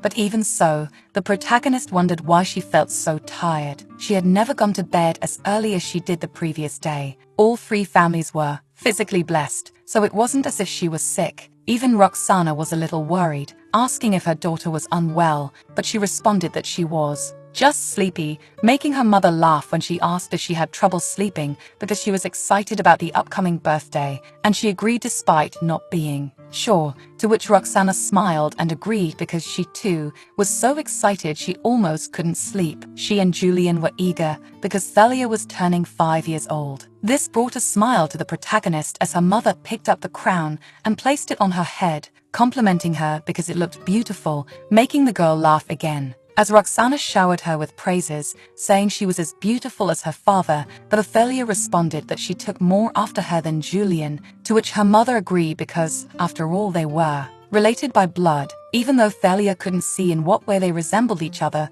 because she saw nothing beyond their similar hair. It was then that Roxana mentioned that her hands and feet were similar too. Her bones were more like hers than her father's. Surely people would say she looked more like her mother when she got older, which made Thalia smile, thinking that looking back, she definitely looked more like Roxana, who commented on how soon the time would arrive when she was born, on that very day, 5 years ago. Roxana believed that her Thalia would be someone capable of changing fate, which caught her by surprise, as her mother explained that the moment she saw her being born, she could hear the sound of her fate changing. A little later, Thalia ran to see her father, who was holding Loina and smiling at her as he said it seemed like God granted her wish as a birthday gift. However, they would need to have the party indoors, showing that it was snowing outside, and Thalia looked out the window, reaching out her hands to touch the falling snow, feeling surprised because it was snowing right in the middle of autumn. Meanwhile, two people were witnessing the same snowfall, where one of the men commented to the prophetess that it was rare, such a change during the season, covering her shoulders as she chuckled a little because normally that shouldn't happen, and the man thought that, as someone who could see the past and future, she should have known it would snow that day, and he had never heard of it before, and he mentioned that she seemed to be in a good mood that day. The priestess agreed because she had been waiting for this for a long time since it finally began. It seemed that God answered her prayers. The man stammered that they should prepare to receive the prophecy, but she interrupted, saying that wasn't it, catching him by surprise as she moved away to leave. The temple was located on the eastern coast, right on the edge of the continent. To the west of the temple, there was still the empire of Asa, and close to that was the kingdom of Celis. So the priestess wondered if it was snowing where a certain someone was as well, and if it was, she hoped they could witness such a sight so that they would realize that fate had been slightly altered. Pausing to think, she remembered that day was the birthday of Duchess Remetio's first daughter, and the man agreed that her second daughter was born a few months ago. Wondering if that was on the priestess's mind when thinking about the baptism ceremony, as he had served her for a long time, but had never seen her mention a specific person before, and he continued saying that they should prepare for the baptism of the second child soon, ensuring that everything would be properly arranged, which seemed great to her. Just one more year, and the priestess could finally meet such a person, with silver hair and purple eyes, whom she had been foreseeing for the past 1,000 years, the one who would bring an end to her story. And meanwhile, Thalia's birthday continued, with her being greeted with a large strawberry cake, surprising her because they made a 5-tiered cake for the birthday of a 5-year-old child, even though it had always just been a regular cake until now, as Julian noticed her reaction and asked if she didn't like the cake, and Thalia commented that it was very big, and Roxana proceeded to mention that they could worry about that later, but first, the birthday girl should greet her guests, because a friend would be arriving soon, and Thalia got excited, thinking they were referring to Aegis, as Jan approached, asking who Aegis was, and she smiled, saying that he was her friend, leaving the boy a little worried, and noticing this, Thalia decided to bend down, picking up a present to help the two of them become friends too. Even if they ended up not becoming brothers, at least they could get closer, and she approached, placing the present in Jan's hands, telling him that Aegis was also 5 years old. It would be fun if all three played together, which made Jan shy. asking if it really had to be the three of them, to which Thalia asked if he didn't want to, but they would be able to play in many different ways now that they were a trio, and she could bet that games were more fun when more people were involved, thus making Yan agree with her words. Then Yan asked if she could hold his hand so he wouldn't feel so shy, which made the protagonist feel her heart melt because he managed to be unbelievably cute. When she hesitated and Yan felt worried that she would refuse, Thalia agreed that she would hold his hand, and it didn't take long for Aegis and his mother to arrive. And soon Aegis waved at the protagonist, who approached with Yan by her side, who was quiet as the prince asked who her companion was, and she said that he was her little brother, and Yan stuttered that this wasn't true, being older than Thalia, to which she replied that a real older brother would know how to greet someone when introduced, so Yan properly introduced himself this time, and Aegis did the same, but for some strange reason, both decided to hold Thalia's hands at the same time, making the adults find the scene cute, even though the protagonist almost wanted to beg the queen to take her son back right then. A little later, they sang happy birthday to Thalia, celebrating her birthday, even though she herself didn't know it should count as 5 years or 33 now. Then Julian suggested that she make a wish, and the protagonist thought that last year she wished she could get out of that dream, but this year she just wanted everyone to have a happy ending, just like in the original story, and Aegis approached to give Thalia a gift, even though he wanted to give her a real cat. His mother warned that giving live animals wasn't something trivial, so he chose to give a teddy bear instead, surprising Thalia, who agreed that she loved the present. It was proof of the prince's good manners. Next to them, Yan timidly approached to give her a gift as well, and she was delighted with the chocolate cookies, starting to taste them and agreeing that they were delicious, saying that he should try them too, but he shook his head, so Thalia told Aegis to eat them instead, putting it in his mouth and laughing because it was better when they did that together. That didn't make Yan very happy, but the protagonist insisted on knowing if he didn't want to eat, because she intended to share the rest with Aegis in that case, so they continued eating the sweets under the adults' eyes, who were impressed by such cuteness and beauty, until the queen approached, smiling because they had brought a gift for her, too, and Thalia was surprised because it should be a gift from the imperial family, surprising her to realize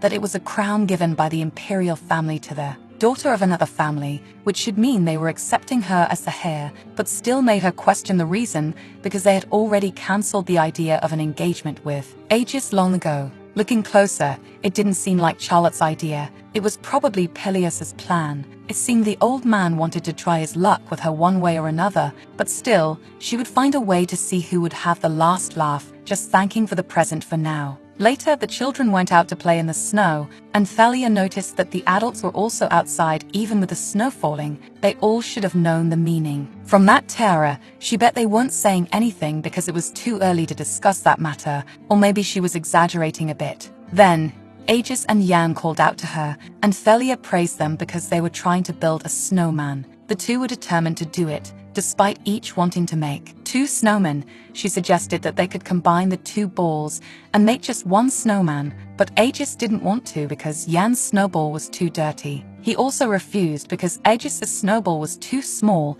making the protagonist sigh at the actions of these children. So she decided to take the 2 snowballs for herself so that they wouldn't complain, telling the 2 to keep making another one if they had issues with it. Then they moved away to do so while Thalia wondered why they didn't get along. They were best friends in the original novel. It was like she was babysitting mischievous nephews at a family gathering. Even so, it didn't take long for the 2 to finish their new snowballs, and she approached smiling because now that they made a new snowman together, they could become good friends, and they looked at each other before moving closer to Thalia, holding onto her arms, which made her sigh, just wanting them to get along instead of fighting like that. Suddenly, Yan approached and pushed Aegis, which made Thalia scold him for this behavior, and soon she regretted it because she knew he could barely keep his head up until recently. She shouldn't have yelled at him like that. Then Thalia stuttered an apology for it, but he shouldn't push a friend like that. So, after a moment, Yan apologized for it, surprising Thalia because he really looked downcast about it, and the adults decided to enter the mansion again. At that, Aegis asked if the protagonist was okay, and she returned the question, worried that he might have been hurt in the fall, but he assured her that he was fine, although he didn't know if he should really become friends with Yan, and she thought it was clear that it could be good, so she agreed that he should do it, but hoped he would do what he wanted, and not what he had to do, pinching Aegis's cheeks as he decided that he would make peace with him. Then Thalia asked if there was something he liked about Yan, and he confessed that he didn't like him that much until now, but he could understand the reason for his actions, so he thought they could be good friends. In reality, Aegis didn't like Yan because he was trying to take Thalia from him, but it wasn't as if she was something they could fight to have. Besides, she would probably leave them both if that happened. And the protagonist agreed because he was indeed sweet and understanding, but Aegis didn't need to be nice to everyone. People could think he just accepted anything, explaining that he was the kind of person who was so kind that he would do anything for others without a second thought, which confused Aegis because it seemed like she was saying he shouldn't try to be nice, and she realized it might be too early for the prince to understand complex things at this age. Being nice had nothing to do with being overly compassionate. So Thalia explained that he could be as nice as he wanted, but she would stop him if he went too far, and he agreed, though he claimed that she was the only person he wanted to be compassionate to. Because he liked Thalia very much after his parents. Even so, she wanted him not to be naive, even if he found someone he liked more than her. Still, with a small laugh, he said that would never happen, leaving her confused, but he continued turning around so he could go meet Yan and bring him back. The three of them could get together and make a snowman again, something Thalia agreed to do, thinking that getting rid of some tutors still wasn't enough. People would still treat him well during the year he spent there, but everything would go back to how it was when he returned to his own kingdom, and she worried because she wanted to find answers for what she could do. Back at the mansion, Yan cried in the lap of the protagonist's mother, soon looking back when he realized Aegis was approaching. Wiping his tears, he climbed down from her lap and moved closer to the other prince, apologizing embarrassedly for what happened, to which Aegis smiled and held his hand, saying it was all okay, asking if he liked Thalia, and since they both liked her, Aegis explained that the way he liked Thalia was a little different from Yan's, because he liked her in a way. A special way. It was the kind where you saw her differently from others. You marry her just like the Duke and the Countess, just as your parents did, and Yan understands. Although the way they liked Thalia was different, she and Yan could still like each other, which left Yan surprised, because Thalia had said she liked him too. And Aegis agreed, so he wouldn't lose her just because he was there, but if they kept arguing, it was likely that Thalia would start to hate them, shocking Yan. Moreover, Aegis stated that he also liked Yan. In fact, he liked him since they met, but he hadn't been friendly because he thought Yan liked Thalia in a special way too, but he didn't intend to act like that from now on, so he wanted to forget everything and continue just being friends, something that made Yan agree, realizing that he also could be Aegis's friend, feeling moved before asking if Thalia liked him in a special way too, and Aegis stuttered that not yet, but he was working hard to make that a reality, and he wanted Yan's help with it. They could start by apologizing to the protagonist for pulling her arms earlier, and after that, the three of them could build a snowman together, so the two of them ran off, leaving Roxana without understanding anything of what had just happened, and the nanny commented that they should have made peace, but Aegis was impressive. It would be difficult to deal with a boy like him when he grows up. Whoever he falls in love with would end up handling something hard because she doted that a 5-year-old's first love could last, and time passed until nightfall, where Roxana asked her daughter if she had fun. Now that she was 5 years old, she should go to bed at the right time, and it was already a bit late. Although Thalia didn't understand the reason for this, because there was only 1 day of difference, making her parents laugh, until Julian thanked her for being born and being his daughter, and Thalia thanked him in return because they were her parents. But as she tried to fall asleep, she started to feel her body getting heavy, for some reason making her wonder if she had a fever, and hoping it wasn't a cold. She should be fine after a good night's sleep because she had been baptized. However, she heard a voice denying it and making her wake up, sitting on the bed alone and staring at an unknown figure who said there was no need to be scared. Because this was a dream, she wouldn't have met him if she hadn't used her powers, but Thalia still sat and asked who exactly he was, until she realized that this man was Yan, but he walked past her, denying it because the child she loved so much was probably sleeping now, so she asked again who exactly he was. Sitting down, the man responded that there was no reason to worry. He couldn't do anything now, and reminded her that it was all just a dream, smiling as he wished her a happy birthday. Thalia didn't understand, but thanked him for the congratulations, making the stranger laugh as he said he came there to tell her something's a gift because she would wake up in a lot of pain due to the use of her divine power when her body wasn't fully developed. She made it snow in autumn, and Thalia was shocked by this, and he continued explaining that as she should know, baptizing the children of the 3 families was a kind of awakening that allowed them to use their divine powers, the divine powers they called special abilities. As a result, it could make her a bit healthier than ordinary humans, and Thalia reflected that there was no chance of divine power awakening in her, and there weren't any special abilities that would make her capable of controlling the weather like that. Even so, he continued talking, saying that even though she was baptized, he was aware of the price to be paid when one used divine powers while having a human body, and she agreed, knowing that it was vitality, for the greater the power,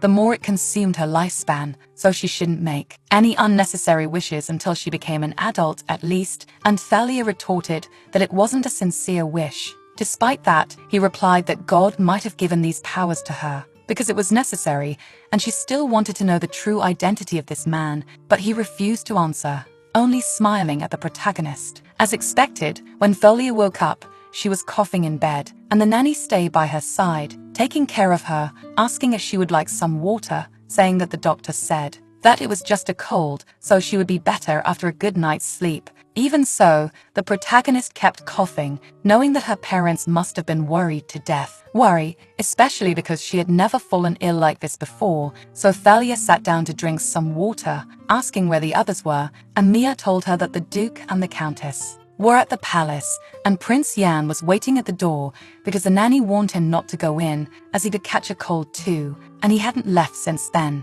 Upon hearing this, Thalia sighed, asking Mia to tell him to go play with his toys, and she agreed while telling her to get some sleep in the meantime. As she left the protagonist alone, who laid down to sleep as the maid had said, still remembering the words of that man who spoke about how the baptism of a child from the 3 families was the awakening that allowed them to use their divine powers, although that wasn't the reason Thalia created the baptism in the original story. It didn't matter much now, because she couldn't figure out anything anymore, and time passed until a man approached to speak with Julian in his office, asking how long he intended to lock himself in there. Julius asked if Peleus remembered the youngest person to have an awakening, and he agreed, recalling it was Julian's ancestor, the 8th Duke of Remetio. He had his awakening at 10 and died at 22. It was a fact that he lost his life due to the decay caused by excessive use of his special abilities. This shocked Peleus, who asked if he was suggesting that Thalia's illness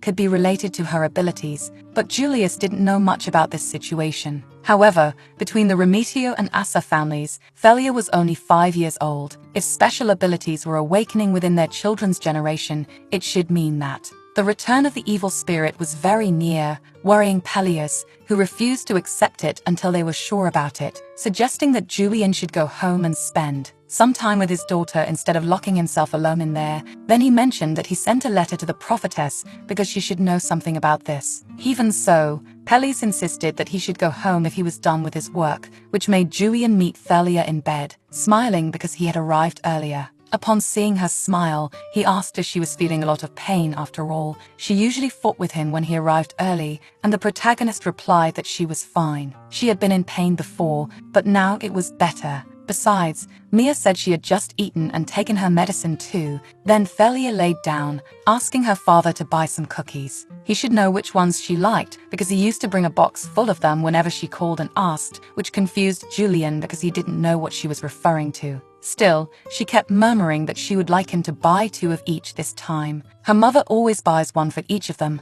but it wasn't the number that mattered, he just needed to get 2 of each flavor, which made the nanny mention that the medicine must have been very strong because she was fine before taking it. And slowly the father thought he should go to a candy store before Thalia woke up. Then Mia asked him to take the prince with him because he had been waiting outside the room all morning and was now with Loina, certainly bored, so Julian decided to take the boy to accompany him on the trip, making him wonder if Thalia had been referring to Yan from the beginning, even without saying his real name. Then Julian whispered that they should appear like father and son in public, and Yan became curious to know what Thalia wanted to eat. Then he mentioned that he was told to buy what she liked, which worried Yan because the protagonist liked everything, making Julian laugh at his seriousness. While the boy looked around, Julian reflected on how Yan was just a child, but even so, the queen sent several people to the empire to keep an eye on him. He should be fine while he was there, but he would have to return to his kingdom eventually, which made Julian consider adopting him so that he could spend even more time with his family. Sighing, Julian was surprised at himself for considering such a thing until later, when Thalia woke up, shocked by the large amount of cookies on her bed, because she certainly didn't ask for that many. But Mia explained that she had asked for exactly that when she woke up for lunch and took her medicine, shocking her because she should have been sleeping the whole time after that, which made the nanny theorize that the medicine must have had a strong effect on her. So Thalia decided to eat the cookies despite not feeling well yet. Remembering the dream with the unknown man, she reflected that she didn't believe divine powers could grant her wishes, but even so, the man said that God had given her divine powers because it was necessary. She was born as the protagonist's older sister because she needed to be baptized to use her divine powers, probably to use these abilities to save someone. And right when Thalia wished for someone to appear and show the way, it really happened. But it was a problematic wish because what she truly wanted didn't even come true. So time passed, and Thalia recovered from the illness, meeting the two princes again so they could play together. They showed that they were drawing the day they made snowmen so that she would get better soon. They were going to finish and show her, but Thalia replied that she was feeling fine, thanks to them, with no pain because it was just a cold, and she was better now, although the two tensed up, which left her confused because she was better, and now they could play. Despite that, Aegis was worried that Thalia might get sick again, and she responded that colds were common, so it wasn't impossible for her to get sick again. Then Yan said that they had never caught colds before. It was true, but without being baptized, it didn't mean they would never get sick. Aegis mentioned that they only got sick when they awakened, a special ability, so they were theorizing that Thalia might have awakened. At least that's what the Imperial Palace servants were spreading rumors about, which made her think that the reason why the members of the three families got sick wasn't due to awakening, and she could affirm this because she was the author of the story. It was actually when they used their abilities excessively and their vitality was drained. So Thalia whispered that it was a secret, but it was because she made a wish for everyone to be happy. Even so, the two responded that they couldn't be happy if she was sick, shocking the protagonist, but it was the only thing she could tell them for now. But she believed that someday everyone could be happy because she wanted that world to have a happy ending, and Thalia thought she should make a new wish soon. She wasn't particularly happy with this, but she had to find the man again and confirm a few things. So time passed until the moment when Julian said goodbye to Loina because he needed to leave for a while. She shouldn't cry just because she missed him. Besides, he also said goodbye to the protagonist because it was an important trip, and he wanted a kiss to cheer him up. When Thalia refused, it was Yan who kissed Julian's cheek, making him laugh even though she still refused to give her father a kiss, even when he returned, despite him saying he was sure she would want to when she found out what he went to do during the trip. And it didn't take long for Thalia to fall asleep without even realizing when it happened, and again she met the unknown man, who commented that she was having foolish ideas. After all, he had told her not to make wishes because it seemed like she was wishing for death at this rate. She responded that she hadn't wished for anything yet, but he knew she intended to, so Thalia approached, asking what he expected her to do. After all, he said several things that she didn't understand and disappeared, but he confessed that he didn't know much either. What he could do was wait as well. He only came the last time because he found out that she could use her divine power. If she used her powers recklessly with an underdeveloped body, she could drop dead any day. That's why he hoped she would promise that she wouldn't use her powers until she turned 15. She needed to value her life, and Thalia thought it wasn't that much, asking why he was waiting. And he responded that it was about destiny, but then she appeared, and she was someone who wasn't part of it, so he wanted to ask the same thing she asked before. He wanted to know who she was, for a being capable of using divine power without being bound by destiny, and he leaned down to touch her face as Thalia answered that she didn't know. All she knew was that there was someone to save, but she didn't know who that person was, so he replied that if she didn't know, she could choose whom she wanted to use these powers for. In that case, she wanted to do her best not to change fate, and the man asked if she would really do that, even if it meant that Rayan would be betrayed by someone he trusted and eventually die, which worried the protagonist because Yan didn't die. However, it should be the same because an evil spirit would possess him, putting the world in danger. But even if he was saved, it still didn't seem good enough. So Thalia apologized because she was the one who created the evil spirit that brought destruction to this world. Although she tried to say something, he shook his head in denial, stating that there was nothing she could do for him. He wasn't trying to change the fate of everything to begin with. He was only interested for a moment because he met someone who wasn't part of the original plan. He just ended up having brief hopes. Thalia wondered if this man had been watching her for 5 years and still called her a brief hope, so she asked if there was anything she could do for him, even if it was small, now that she knew she could choose who to save. Then the man asked if she could become his friend because she was the first person who didn't hate him. And for some reason he liked her, something Thalia decided to agree to. He never said who he was, but he was going to say his own name, introducing himself as Mer Yun, his original name. Yun was his surname, and Mer was his first name. Mer meant dragon, and he replied that it was indeed a cool name, smiling as he called her Mer. That was when he started to mention that he had lied about a certain thing because there was someone she needed to save, but he apologized because he wasn't sure if he should be the first person to tell her that. But soon she would meet her, and despite leaving Thalia frustrated, he stood up, touching her face, saying it was time to wake up, even though she wanted to see him again in her dream. The man said he couldn't go there anymore because he was raising his hopes every time he was with her. Despite Thalia insisting because they had just become friends, he continued, saying that was exactly why he didn't want her to suffer, which is why he asked her again not to try using her divine powers. A wish doesn't come true so easily, and even if it did, there were no guarantees that things would happen as planned. Besides, fate could be twisted by her actions, even without the use of divine powers. Some things had already started to change and could cause her trouble, so Thalia should be careful because people always do unexpected things. Facing his advice, she agreed and told him to stop scolding her, even though he kept being kind just because they were friends. Then he leaned down and kissed her forehead, saying that they couldn't meet, but he would still see her sometimes, and so time passed until a moment when Julian was riding in a carriage with another man, Alt, the kingdom's judge, asking if he had ever met Prince Yan before, and he denied that he hadn't met him personally, to which Julian continued, talking about how he was a wonderful child. He could hardly wait for him to become a good older brother for his daughters. He presumed it wouldn't take long because Alt also seemed to want to return home as soon as possible.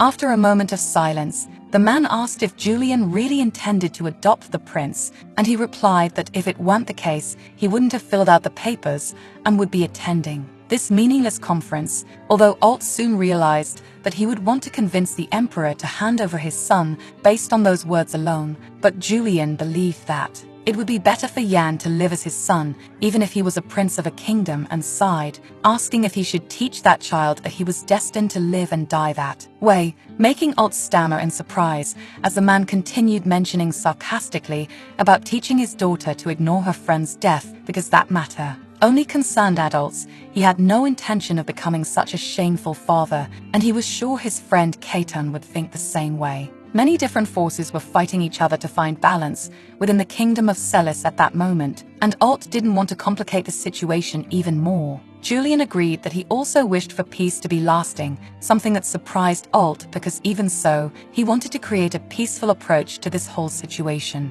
In response, Julian stated that the big question was whether the judge believed that peace was really letting a child be sacrificed to protect this peaceful moment. He believed that peaceful children could lead to a world full of peace, so it didn't take long for Julian to arrive home to pick up his 2 children in his arms, celebrating and asking if they felt lonely because their father wasn't there. And while Thalia denied it, saying not so much, Yan remained affectionate and agreed that he missed him a lot, which made everyone laugh. Even so, Julian went on to comment that he had brought gifts for them, handing a stuffed rabbit to Yan, who was happy and kissed his father's face in thanks. And Thalia was surprised because those two seemed closer and closer recently, and she wondered if Julian had always liked children so much and if it was part of his character. Then Roxana approached, asking what her daughter thought about having an older brother, leaving her confused, wondering if they intended to adopt Yan, and everyone smiled at her.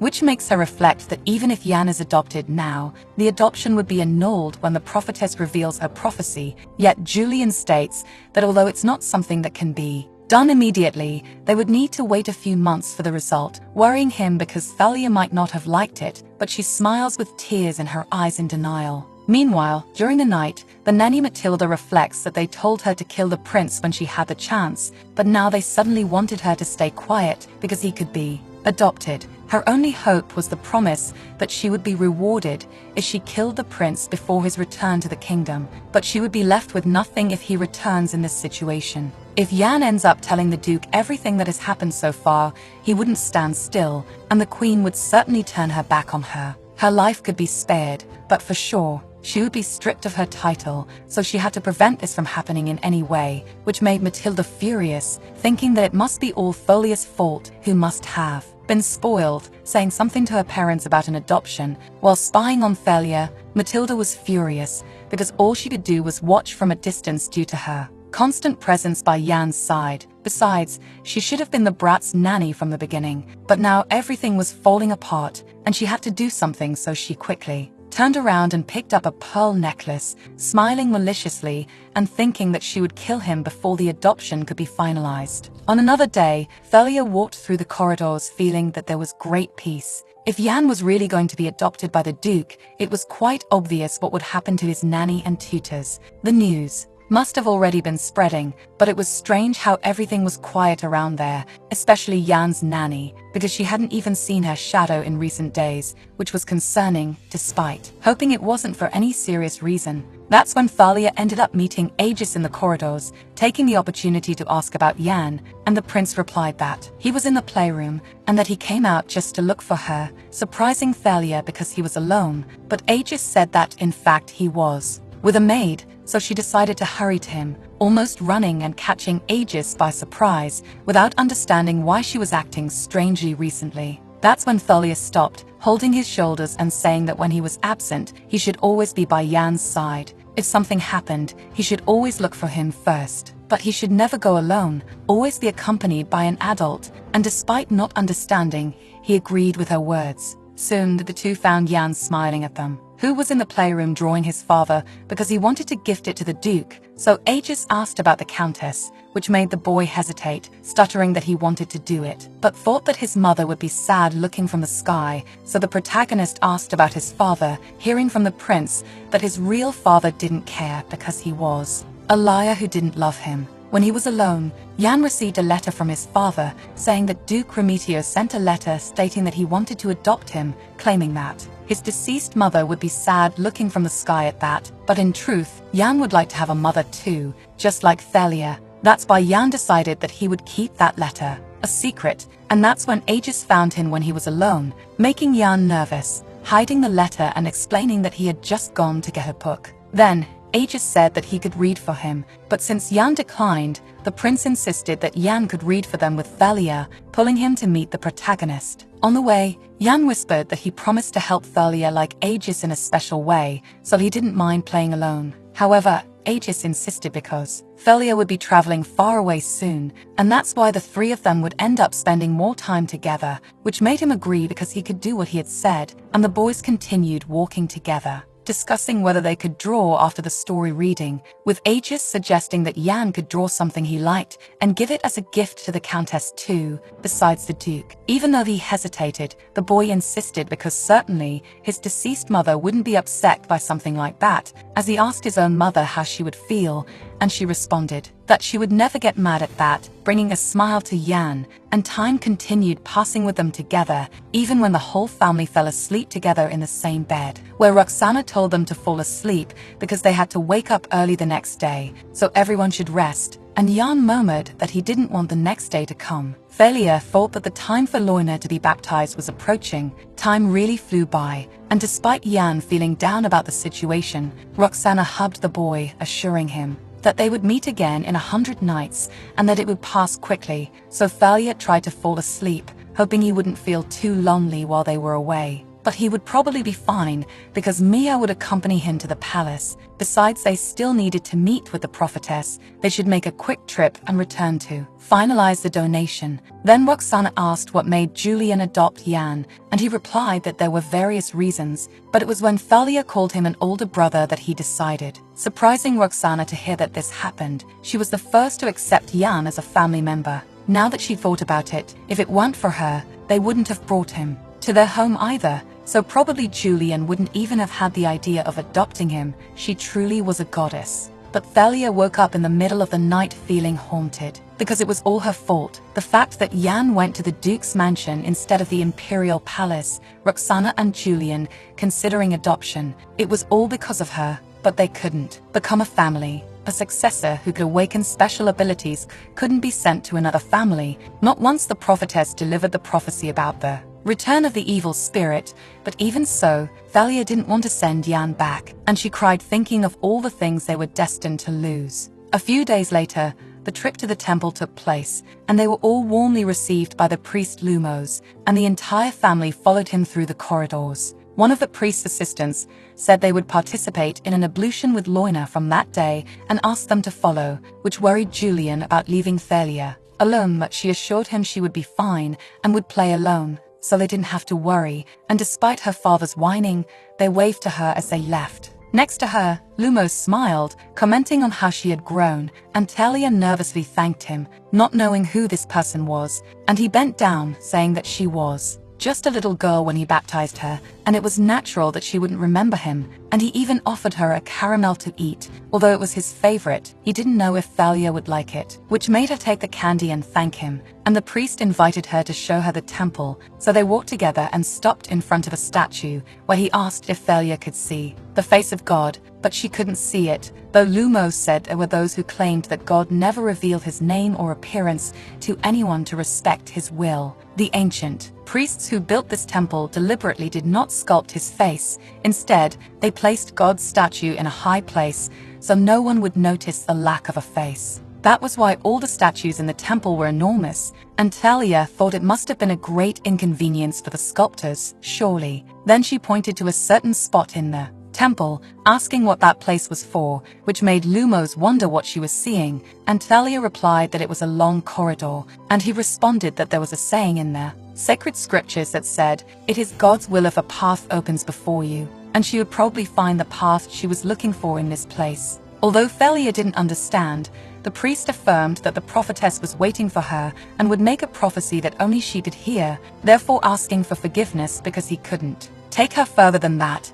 and she should proceed alone. The prophetess was a mysterious character who helped the main characters find their paths through prophecies, and Thalia wondered why she wanted to give her a prophecy now. She walked down the corridor until she opened the door, soon meeting a person kneeling in prayer, who recognized her presence right after, and Thalia asked if she was the prophetess, to which the woman turned around, saying that it was indeed very interesting. Until now, she hadn't been able to move, no matter how hard she tried. During the 20 days when the child was supposed to be baptized and was participating in the ablution with her parents, she was supposed to pray in that place. During that period, she couldn't do anything but pray, and for 20 long days, she had visions of that child's life. Her prophecies were nothing more than reciting the memories she had seen thousands of times. The gift of God to her was not only to prophecy, it was the power to see the past and the future, but there was a limit to the extent of her vision. It was from the time when the first guardians, including her, they sealed the evil spirit until the moment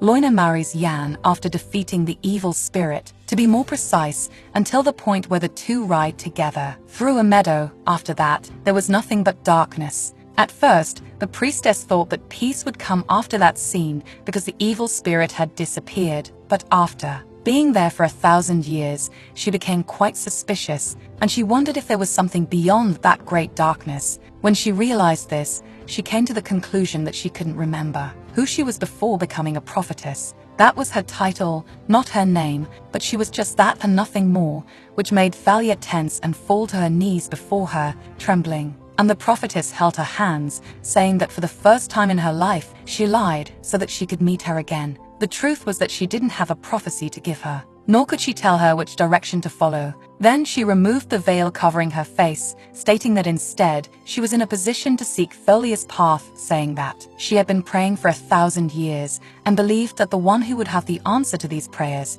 and the one who was destined to grant her wish was none other than Thalia. Therefore, she asked her to save this world, even if this was the story with the happiest ending among all the stories that the former person who was Thalia had written. It didn't include the conventional ending of they lived happily ever after at the end, but she finished the book believing that they all should be happy, but a particular individual existed within this story, someone who prayed repeatedly for 1,000 years seeking God. It was the prophetess who called her into that world to write a new ending and create a world that existed beyond that. So Thalia asked if she knew who she was, but the prophetess denied it, which only made her more curious to know the reason behind her request to save this world, and if it was because she wasn't part of fate, and she responded that it was because she saved someone from the moment she was born. Mia Harrison's fate was to take her own life. She was destined to end her own life before the birth of Loina Remetio because she couldn't bear the sadness of losing her son, but by becoming Thalia's nanny, she was still alive now. It was Thalia who saved her, and now she was fine because she would never leave Thalia behind. The protagonist agreed that it was true, letting out a nervous laugh. There was no need to try to figure out who needed to be saved there, if she should save everyone in this world she created. The prophetess knew it was a difficult request because no one knew what or how to change. Perhaps it would be wiser to let things flow as they were destined to. But still, her hope was that she could alter fate. Then Thalia asked about the priestess because she wanted to know what she could do to save her, which made the prophetess hesitate before starting to cry, worrying the protagonist because it made her react that way. Then the priestess smiled while still holding her hand, stating that she was truly the savior God had sent to fulfill her wish, and so she revealed what her wish was. 20 days later, Thalia saw Loina returning, walking towards the grand event that was about to happen, and the prophetess knelt down to recite the words that should be said. Everything she sees, hears, and tastes would be transmitted to God, so she should only see, hear, and do what was right to lead the world to salvation. After the event ended, the family soon welcomed Loina, who came running into Julian's arms, but everyone was caught by surprise because suddenly there was a second prophecy. The priestess said that the evil spirit would return, and the children of this generation would be its guardians, which made Julian start to tremble and worried Loina. The priest became concerned about the prophecy in question, quickly realizing what it referred to and calling for Thalia, shocking Roxana this time as they heard that she shouldn't forget the first prophecy that was given to her, and Thalia smiled, promising that it wouldn't take long, until, in parallel, an urgent message arrived for the emperor. The man nervously reported that a prophecy had been made, and it was said that the evil spirit would return. Moreover, the prophetess wrote a letter specifically for Peleus, who opened it to read it, ordering them to detain Matilda Erained, leaving him puzzled until suddenly Jan, who was sitting with Aegis, began coughing up blood, alarming everyone around. When he collapsed, passing out after spitting blood from eating, time passed until they finally captured Matilda after what happened to Prince Jan. She had been poisoned with the same substance used on Jan. It was likely that she handled the poison herself. The symptoms were only appearing now because she hadn't taken a lethal dose, and the antidote she had seen to have been falsified. Faced with this situation, Peleus understood that they seemed to want to get rid of both Matilda and Jan at the same time. Still tied to the chair, Matilda stammered about the jewelry box, the pearl and the necklace, to which the doctor continued, saying that if that was the case, he assumed it was a solid type of poison that had been ground to be used, and the emperor ordered them to hurry with the antidote, turning to leave while saying to keep Matilda alive for now. Meanwhile, Aegis was sitting by the bed where Jan was, worried and praying for him to wake up soon,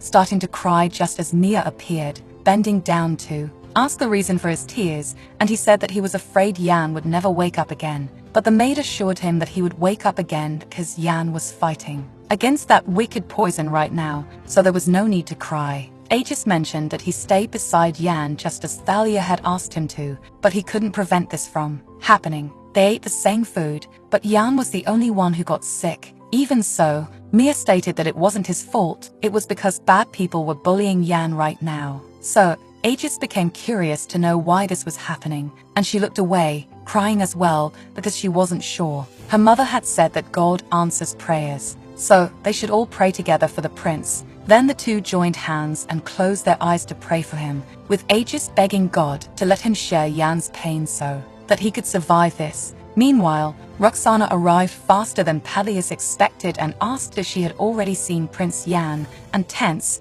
she agreed because now Thalia was with him too, and everything should be fine, shocking the emperor because she returned so early. It seemed like she rode the entire way back on horseback with a child. Even so, it was all because Thalia insisted. Although Peleus didn't understand what a mere child could do, even Roxana didn't know. It was no use worrying, so they should continue doing what only they could do, and he sighed, agreeing, mentioning that the culprit was detained and about the investigation, to which Roxana interrupted him, saying that before that, she wanted to know when was the last time he slept because he looked exhausted, making him tense and stammer that it wasn't important right now. But Roxana didn't even hesitate to slap him, thinking that none of those people were good at taking care of themselves, frustrated, and leaving Peleus' office. On the way out, she ordered them to take the emperor to the empress's palace because she would leave things in her hands. She would handle the investigation herself from that day on. That night, in Yan's room, Thalia only watched him, worried,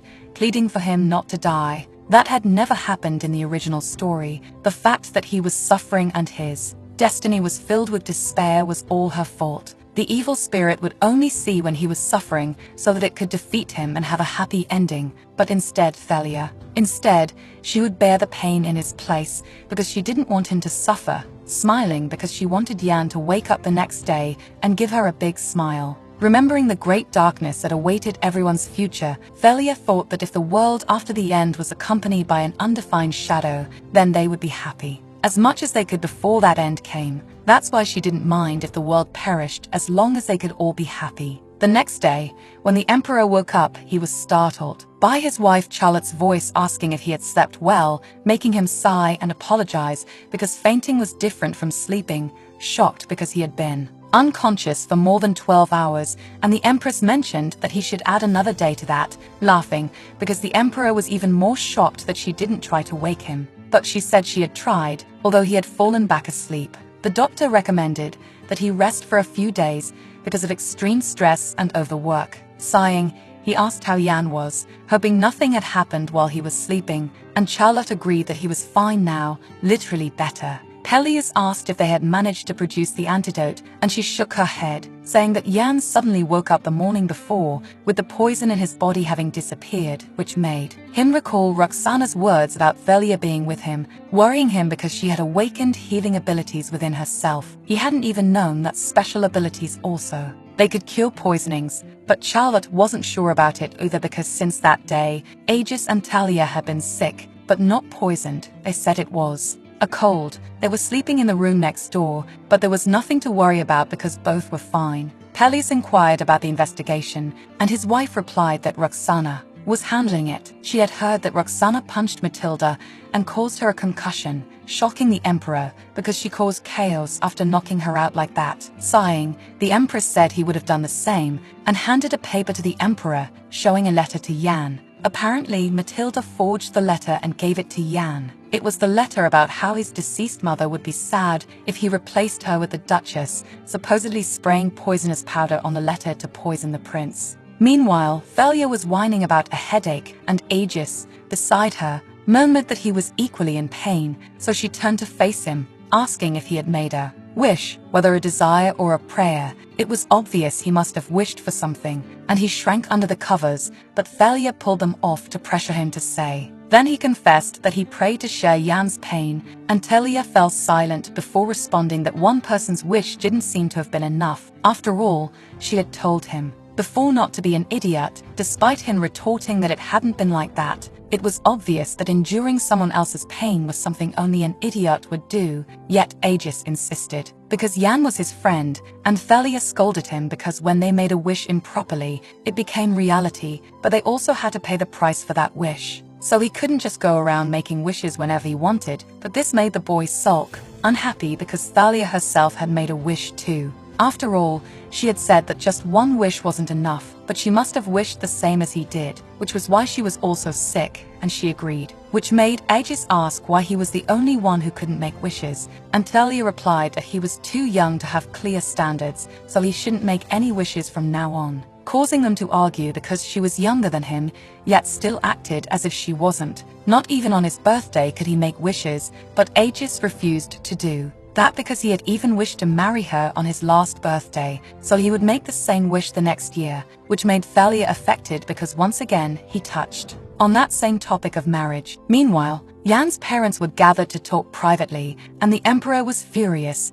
asking how she could be so cruel. The wife refused to answer because she didn't know what he was referring to, but the emperor knew that she had forged his letter to kill his son, and she again refused to answer because the empire itself concluded that it was all Matilda's fault. Even so, he insisted on the point because he wanted to know where she got that poison and the supposedly forged royal seal, and she confessed that it was indeed she who provided the poison, but she had nothing to do with the royal seal, not even knowing what was written in the letter. Yet, the emperor stated that it was written that Yan's deceased mother would be sad if he were adopted by Duke Remetio, which made her hesitate, saying that she had nothing to do with it because she was the one who most wanted Yan to be adopted. After all, she was the one who adopted Matilda as the child's nanny, so she bore part of the blame for what happened. Thus, the emperor thanked her because she helped him make up his mind. He was certain that he would make Yan his new heir and king, no matter what might happen in the future,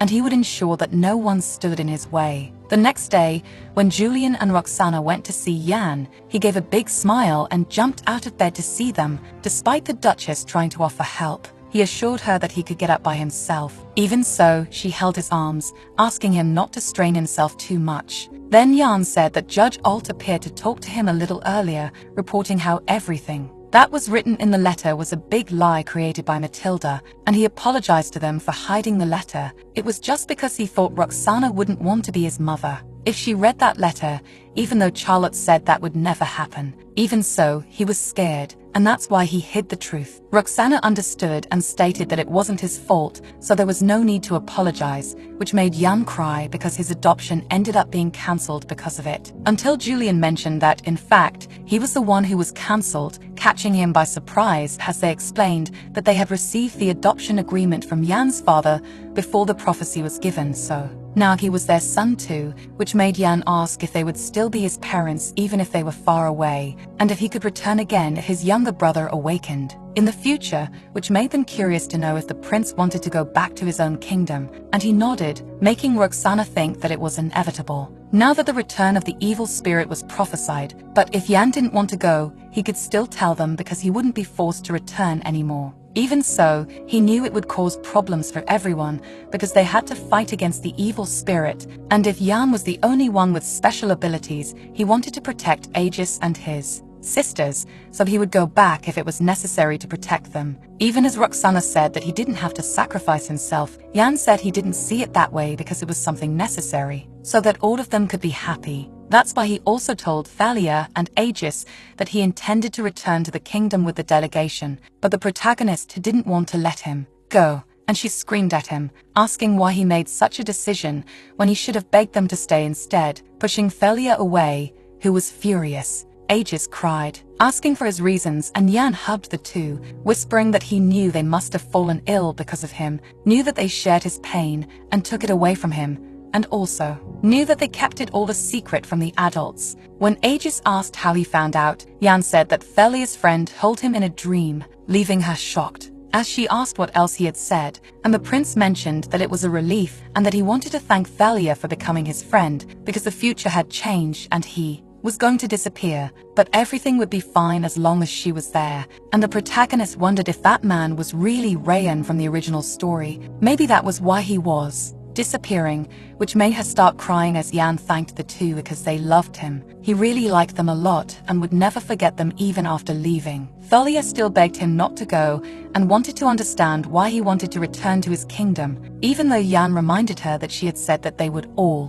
be happy one day, but for Thalia, that made no sense if he wouldn't be happy too. Even so, he insisted because he knew that his mother, his father, Thalia, Loina, and Aegis would always love him, even if he went away. That's why he wanted her to call him brother at least once. So Thalia called him brother, but asked him never to give up because she would always be waiting for him no matter what happens. If this was the life Yan chose, the protagonist had no choice but to respect it because she decided to stay by his side until the end. So Thalia allowed him to leave because that was her way of making amends. Since his departure, she wondered if Yan was still eating well. The ability to make her wish come true was something she didn't even know why it existed. After all, there were many limits and risks, though she had been able to save Yan because of it, which made her sigh until Aegis appeared, commenting that it had been a week since Yan's departure, and his mother said he didn't have fencing lessons that day, so he had some time left, which was nice. But Thalia still had classes that afternoon, so they couldn't play, but he said they could still do something she liked and remembered that she liked cookies, theater, and flowers, so they could do all those things, which left the protagonist confused, because even though she liked those things, they weren't something he liked. But Aegis replied that seeing her smile was what he liked to do, so he could do anything that would please Thalia. It was his call for a date. He even left a kiss on her cheek, blushing and making the protagonist laugh, letting Aegis do as he wanted, holding his hand. Meanwhile, in a cafe, a woman with violet hair drank a cup of coffee and complained, asking the man in front of her when he would be able to make something proper to drink because that coffee tasted like garbage, making him joke that they could reverse their thoughts and put garbage in the coffee to make the flavor better that way, which only irritated her because she always knew what to expect from him. She stood up to leave and ordered him to work on his coffee brewing skills while she was away. After all,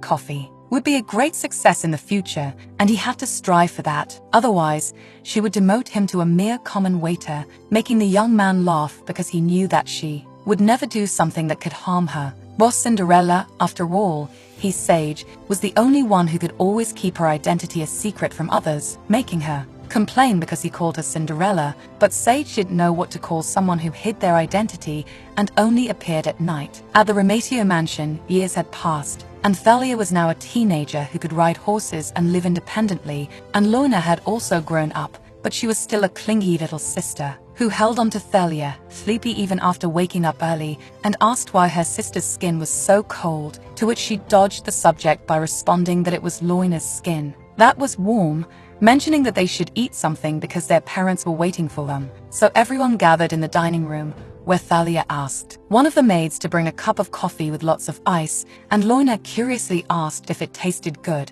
though the protagonist said it was still too bitter for her. Even so, insisting that she wanted to drink coffee, Thalia agreed that after her birthday, when she turned 15, she could drink all the coffee she wanted, but for now, they would stick to just milk, and they discussed how coffee was becoming popular at the cafe in the commercial district lately. Many kids Lorna's age were drinking it. Roxana commented that there shouldn't be any problem visiting the cafe, making Lorna excited to go that same day with Thalia, practically begging. And the protagonist thought that she had been so busy expanding her business that she hadn't spent much time with Lorna recently, and Lorna insisted, reminding her that soon it would be Aegis's birthday, so they could look for something to give as a present. Thalia replied that there were still 2 months until his birthday. It was a bit early for that. Even so, Lorna reminded her that it was his coming-of-age ceremony, and they should buy something very special. 2 months was a short time if she wanted to have something custom-made, and Thalia realized that her once small and cute Aegis had now grown up, finally agreeing with her sister's idea,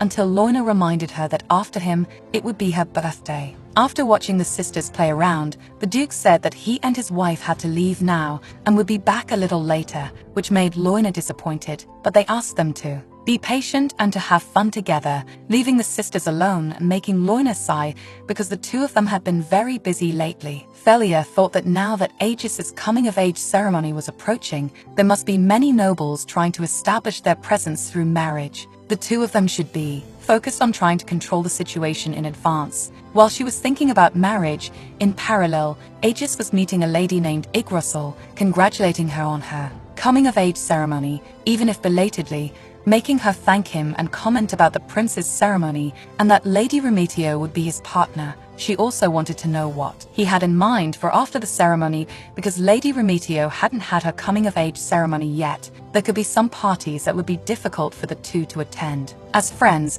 which made Aegis hesitate before responding that he intended to go on a training expedition with his knights, probably staying away for 3 or 4 months. So, Yggdrasil decided to gift him a handkerchief to wish him good luck on his return, but even as he declined, she insisted because he would be gone for quite a while, making him sigh and accept it nonetheless, thinking that Yggdrasil herself was not that fortunate, and he wondered what had brought her to the royal palace that day, to which she replied that she was leaving after attending the tea party, and the prince realized that it seemed to be the day Charlotte was looking to meet the single ladies. He thought that he could have paid Talia a visit if he had known this earlier. When Yggdrasil kept staring at him, Aegis asked if there was something on his face, and she replied that she could see love written all over his face, making the prince blush and laugh embarrassedly because it was too obvious. And even though Yggdrasil commented that Thalia probably didn't know about his feelings, Aegis denied it because she should know, but she was just ignoring it, and she acknowledged that it must be hard for him,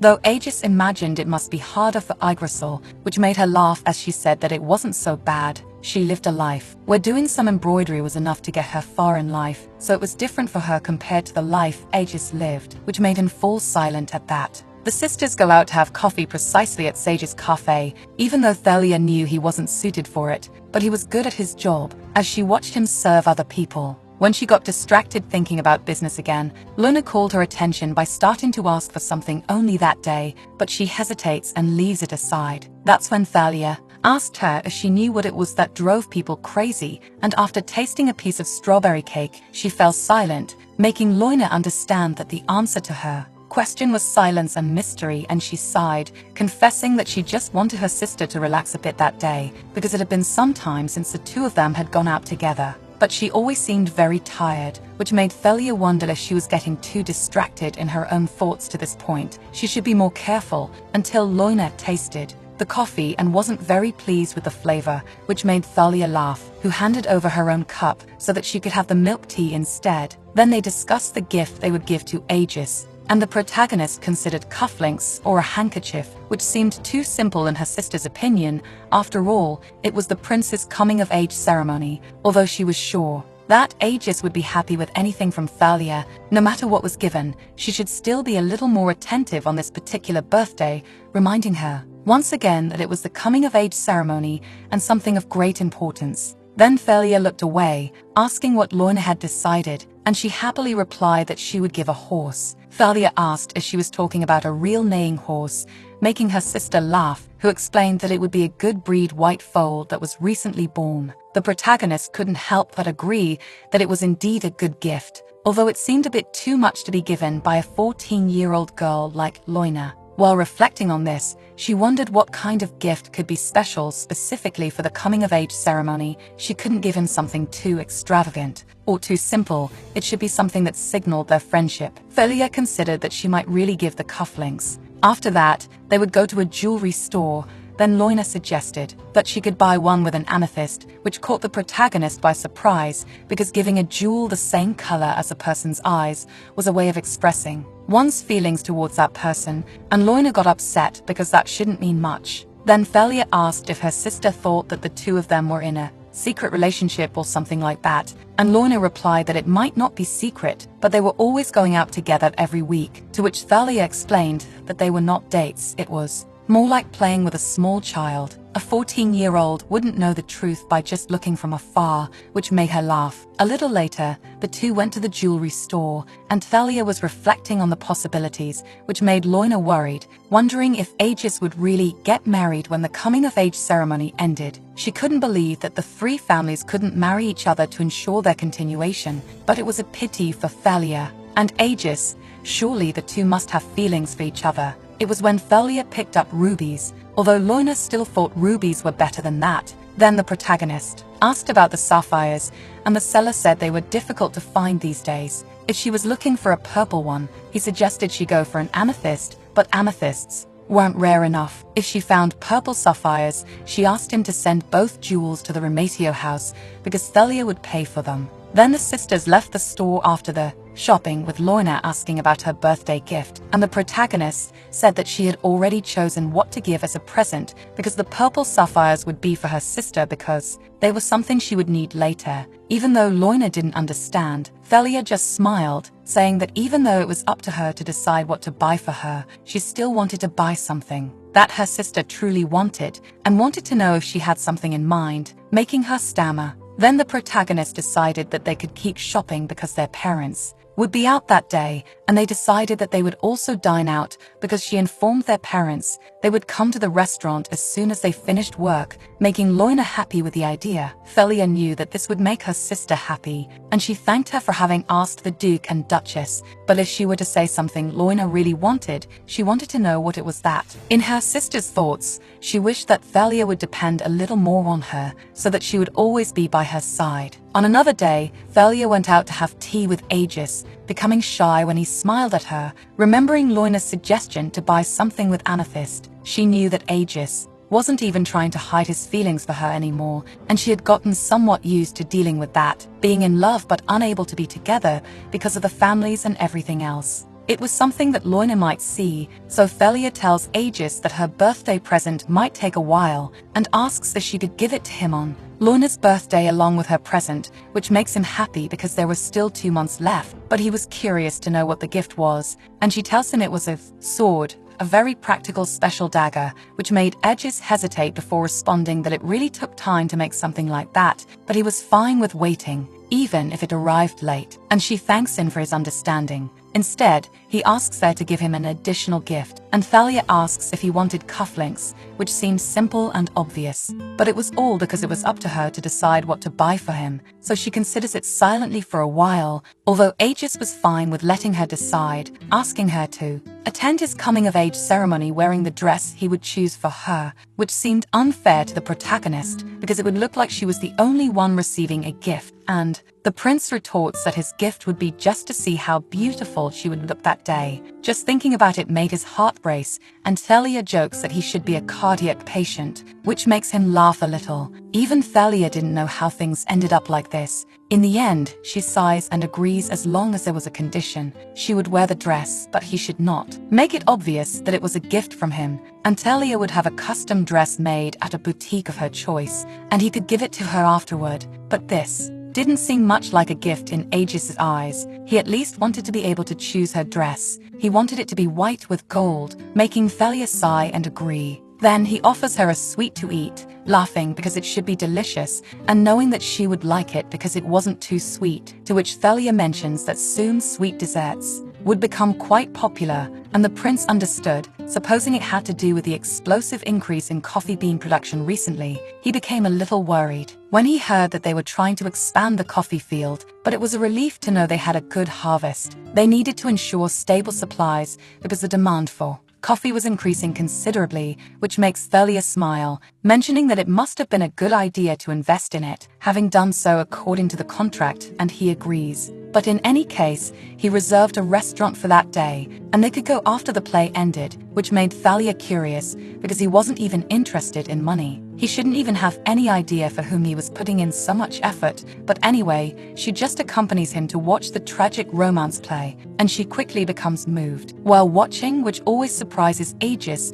because Thalia seemed to always enjoy it so much to the point of getting absorbed in the play easily, so he just watches her attentively and leans closer to her. When the play ended, the protagonist ran to meet Willie, the producer of the play, who did an excellent job that time, and he thanks for the compliments because he could see that she was on a date with the prince that day. After a moment, Thalia responds that it wasn't a date, and he laughs in response because they should just be two lovely young people spending the afternoon together, disguising it despite Aegis laughing. So Willie comments that he's surprised because the prince seemed even taller than before, and he agrees with a laugh. Before, they were almost the same height, but now Thalia always seemed tiny next to him, which makes the protagonist ask if the two of them were mocking her. After all, Aegis always lived saying it would be better if she started growing horizontally because she was stunted vertically. Hearing that, Willie says that it was wonderful to see the two of them as close as always, which makes Thalia sigh because it was what it looked like in the eyes of others. No one could deny that, so she mentions that only she was going easy on Aegis because they were childhood friends, which didn't make the boy very happy to hear. A little later, when they were having dinner, Aegis revealed that he didn't want to be the emperor, which made the protagonist spit out her food in shock, surprised because he was really serious about it. Then she slowly nodded, which made Aegis ask if she wasn't planning to reprimand him for it, and she replied that it wasn't up to her to decide because, after all, her own thoughts were more important, even though she knew he would be named as the crown prince during his coming-of-age ceremony. Maybe this should be dealt with like a pre-wedding sadness or something of the sort. He might be feeling bad because the nomination was approaching. The prince commented that, once, someone said that even the simple act of doing an embroidery was enough to get her far in life, which made Thalia even more confused. But Aegis went on to say that this person said she would give him an embroidered handkerchief during his coming-of-age ceremony because it was probably her way of saying that she wanted to become the empress. Thalia got irritated and asked who that wretched woman was, to which Aegis asked back what she planned to do if she knew. The protagonist replied that she would just start by punching her in the face, which made the prince laugh because she was very violent. But Thalia was upset because that woman obviously said it in an attempt to get far in life through marriage, using him in a rude way. But it seemed like Aegis didn't even care, and he responded that if she put it that way, it did make him angry, but that wasn't his concern. Actually, all of this seemed a bit unfair. He didn't mind saving the world. He thought of it as a way to protect the people he loved, not as an obvious sacrifice, but living as the emperor afterwards seemed like a sacrifice. He knew there was no other choice because he was the only heir of the imperial family, but he started to question where he would find his own happiness amidst all of this. Then he asked Thalia how she planned to live her own life once the evil spirit was sealed, but she hesitated because she wasn't sure what to answer, falling silent before the question and reflecting alone on the situation. Aegis' birthday finally arrived, and Thalia watched him dressed for the ceremony, thinking that, in terms of appearance, he seemed to be the perfect prince. Although Aegis' personality was a bit different from the original story, he certainly wasn't a man who just accepted everything anymore, and despite his serious expression when everyone applauded him, he blushed and smiled at the protagonist when he saw her, making her sigh because he could be very silly sometimes, at which Loina teased her sister because she couldn't make her feelings for Aegis too obvious, even though she understood her. Finally, Thalia decided to withdraw to put on her dress for the banquet, and Loina decided to wait for their parents right there because she didn't intend to attend the banquet. Then the protagonist asked Loina to tell Aegis that she was at the Empress's palace if he looked for her, and it didn't take long for that to actually happen, and Loina passed on Thalia's message. Besides that, she mentioned that she added several other dresses to confuse her sister, so she was sure Thalia wouldn't be able to figure out what was new. Then she asked Aegis to go accompany Thalia, who was surprised to see the prince appear so early to see her after she finished dressing up. In fact, she couldn't understand where they got that tiara that looked like a crown from. It was heavy, but all the hanging ornaments were going to break her neck. The comment made the maids laugh, but Thalia noticed that Aegis was quiet, so she joked with another comment about knowing that she was beautiful, and he smiled, agreeing that she really was, which made her sigh, although Aegis insisted that Thalia was indeed stunning, and she replied that she didn't sigh because she didn't believe him, only because she was a bit tired. He suggested that they should skip the banquet, but Thalia couldn't accept the idea because it was his birthday banquet. However, he smiled and pulled her hand to his lips, and she asked when he started being so rude, but Aegis had always been like that, something Thalia had to recognize because he used to be cute when he was little, insisting that he would marry her and all that. And despite him asking again if she would marry him, she replied that she would only do that in his dreams, calling him a boy while the two of them joked as they walked until Thalia called him an older brother. Aegis stopped walking, which made her ask if he liked the way she called him, but it was the opposite because he asks why she always seems so formal when saying that to him.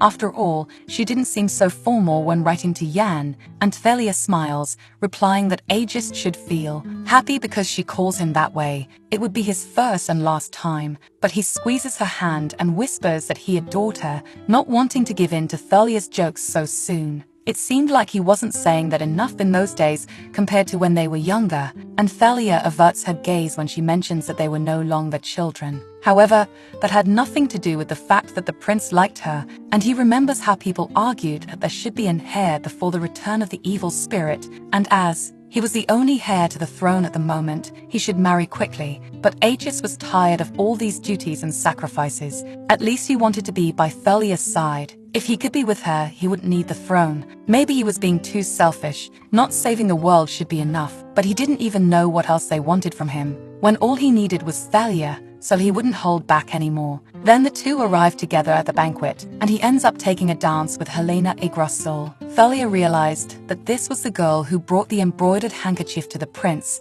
and was the daughter of Marquis Yggdrasil. Sighing, she thinks that fate really has its way of fixing things. It seemed almost like a spell. While reflecting, Aegis finishes his dance and approaches the protagonist, worried that her feet were still hurting, and she denies it, to which he decides to invite her to dance until the last song, and Thalia refuses because they had already danced a dozen times, and it seemed enough. Then he realizes that maybe she wanted to return now. That's when Thalia comments that she was thinking and believed that they should drink on their birthdays while they were still in their 20s. Despite that, the two ended up going out to drink wine anyway, but she meant that they should get drunk on much stronger drinks to the point of passing out, to which Aegis remembers that he received some bottles of alcoholic beverages on his birthday, and Thalia gets excited because they should be great, expensive, and tasty drinks, but it was obvious to the prince that she must have been thinking of stealing them. Still, she retorts that it meant sharing, not stealing, and his birthday would end soon, so they should make a toast before it finishes, which made Aegis curious to know if she could stay out that late, and Thalia agrees because her parents knew she would have a private birthday party with him after the banquet. Smiling, he is happy because she thought a lot about it, and so they head to the said party, where Thalia indulges in her hunger, feeling that she was finally getting all 3 essential nutrients, including the alcoholic drink she was so eager to try, and was excited to toast with the prince, making him curious because she seemed strangely familiar with it, and she replies that it was called age and experience. Then the two make a toast and start drinking, and it doesn't take long for Aegis to get drunk. And Thalia noticed that he was holding his drink very well, although the prince was surprised that she wasn't drunk too, even though she had drunk the same amount of alcohol, and she replies that it was because he was still a child, making him grumble, and she just decides that she should leave now, placing the crown on his head and saying that that was Aegis's place and not hers. It should have been made by him, and despite denying it, Thalia could tell that he was lying. But Aegis retorts that she also lied to him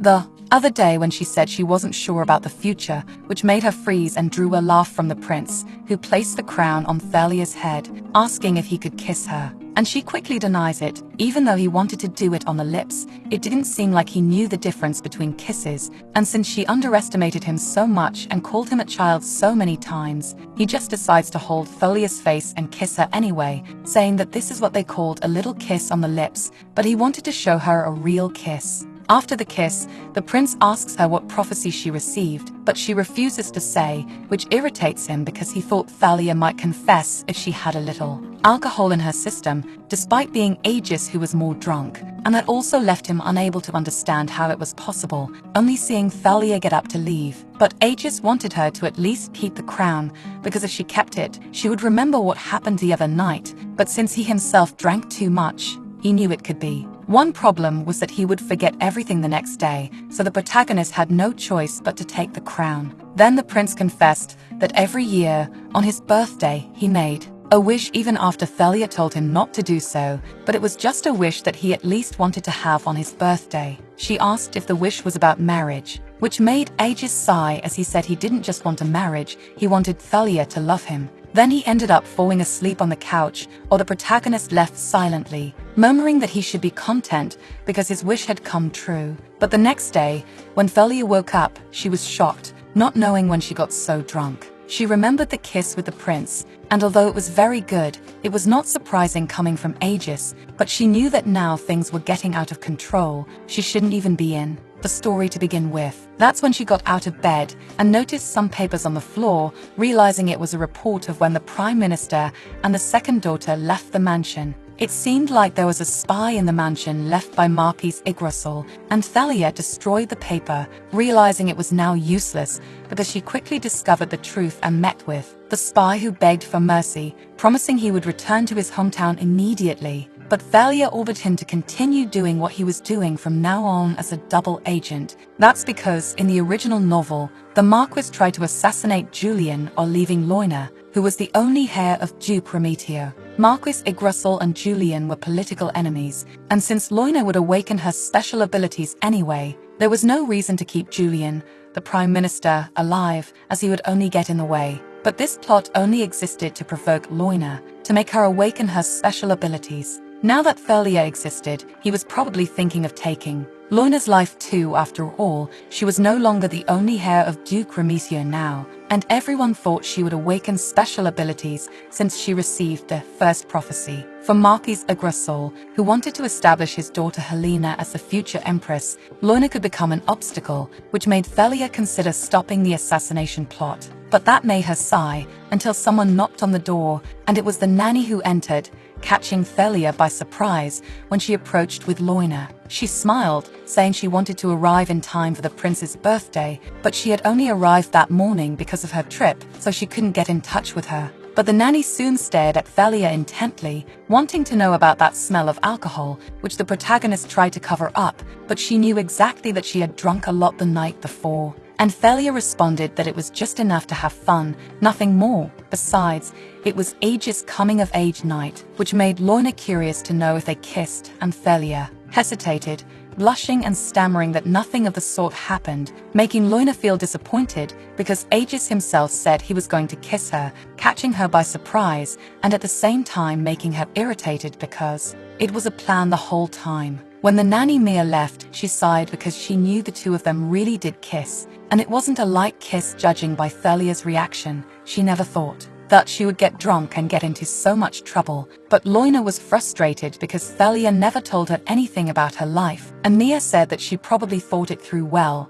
so they should wait and see how things would unfold. But Loina didn't like the idea because she always left the mansion, and neither her parents nor Mia were there to say anything to Thalia about it. So Mia approached to calm her down, saying that it was precisely because they trusted Thalia that she would return. They could only trust her now that she was a responsible adult. Obviously, they couldn't just have someone follow Thalia around to find out what she was doing, because she would obviously run away. That had been Thalia's specialty since she was a child. Later, they all sat down in the dining hall to eat, and Mia said she intended to stay there until Thalia's coming-of-age ceremony, but it seemed like too much time because she still had to go back to Enfield, and there was still the issue of her husband, making the nanny laugh because her husband was a grown adult and could take care of himself. Besides, Thalia's ceremony was more important than that. There were several things to prepare, but Thalia didn't see any reason for such a fuss. After all, she had been mentally an adult for a long time.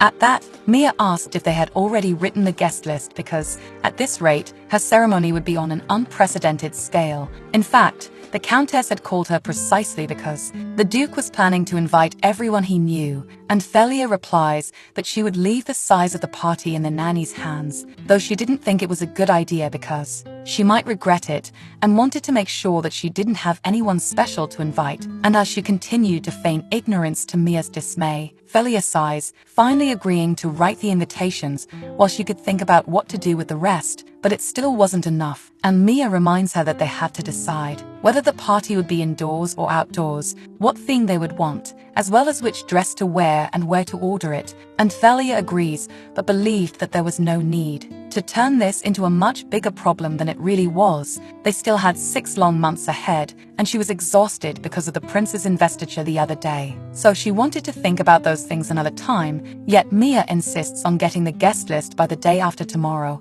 and the protagonist agrees, reflecting that there was only one person she would like to invite in particular, and meanwhile, the purple-haired girl drank Sage's coffee again, feeling impressed because that coffee was delicious this time, and Sage laughs because she reacted as if she thought it would be bad forever. Leaving the bad joke aside, she says she wanted to ask for a favor, and it was related to Sage's real job. She needed him to make 5 identification documents, which makes him curious to know if she planned to flee with her family or something like that, and she responds that her house would never collapse. There was no need to run away, but it was because she needed documents for 2 men and 3 women, all commoners. If someone came to the cafe and said they were there for a job, then he should give them their documents and a lot of money, sending them somewhere they wouldn't be found. Besides that, she would ask him to take care of these people for about 5 years, and he could deduct the costs from her salary, and slowly Sage responds that it wouldn't be a problem to prepare them initially, but it would cost a small fortune to take care of these people for so long, and she assures him that there would be no problems because she could figure out a way to solve it. At that, he asks if she intended to buy a piece of land or something like that, making her laugh as she agrees, because any land she bought would be filled with gold and precious stones. It happened that she was a very lucky person, so Sage should take advantage of all the benefits that a lucky boss could offer, and she gets up, asking to be excused because she had other things to do. Then Sage quickly stands up too, as he would like to ask just one more thing, and it was to know when she intended to take off that purple wig. And the girl asks why, since her contract specifically states that he would make no attempt to discover her true identity, drawing a laugh from Sage because he never tried to act behind her back, and she says that if he wanted to know, they could just make another contract, but she wouldn't allow him to make easy money, something he denies right away. A little later, Helena was waiting for someone, and it was Thalia, who arrived wearing a black hood. She offered her a tea made with flowers that she herself picked and dried. After enjoying the tea, Helena is glad she liked it and suggests that she could offer her some as a gift, but she was curious to know about the invitation Thalia herself made to have tea that day. After all, they weren't close, because suddenly she rented the entire conservatory just to talk, and the protagonist asks what she thought of the Guardians. She just wanted to know her true thoughts on it, and Helena asks back, wanting to know if it was because of what she said to Aegis the other day. Helena admits that she was quite rude to him, and promises that she would apologize to the prince after his return. Still, Thalia insists that she wanted to know what she thought of the Guardians, even changing the subject like that with great lack of courtesy, and Helena becomes nervous because she didn't know what kind of answer she was looking for, and after a little more pressure, she says she thinks they are a component in this world. It was the only answer she could think of, and Thalia asks if Helena would like to become one of these components, catching her by surprise before she agrees with a smile, if that was the way to avoid the downfall of the Yggdrasil house. The protagonist wonders if Helena was trying to keep her under control because she wanted to be the crown princess, and Helena explains that Yggdrasil had no intention of revolting against the imperial family or against the house of Du Prometeo. In fact, they wanted to pledge unwavering loyalty and regain even a part of their former glory. That's when Thalia asked her what was the use of pledging loyalty to a component, which was nothing more than that. The real world didn't belong to good or evil, it belonged to humanity, which made Helena shocked and abruptly stand up, questioning if Thalia had placed a spy in her house. The protagonist replied that Julian or Peleus might have done that, but she didn't. Even so, Thalia insisted on her questions, wanting to know if Helena preferred to die alongside her house or sacrifice Yggdrasil to save herself. That's because after Marquis Yggdrasil, who planned the assassination of Julian, died in the novel, his house was stripped of its noble title, and all their wealth was confiscated. After that, no one knew what happened to Helena, who had just reached her coming of age. Just as no one was interested in the prophetess's departure, no one would care about what happened to an extra like her. And Thalia mentioned that she was right about the Guardians being components. The three families needed to protect the world, so they must continue to exist no matter what happens. Having said that, it also meant that no matter what happened outside of that, it was because their generation was the Guardian generation.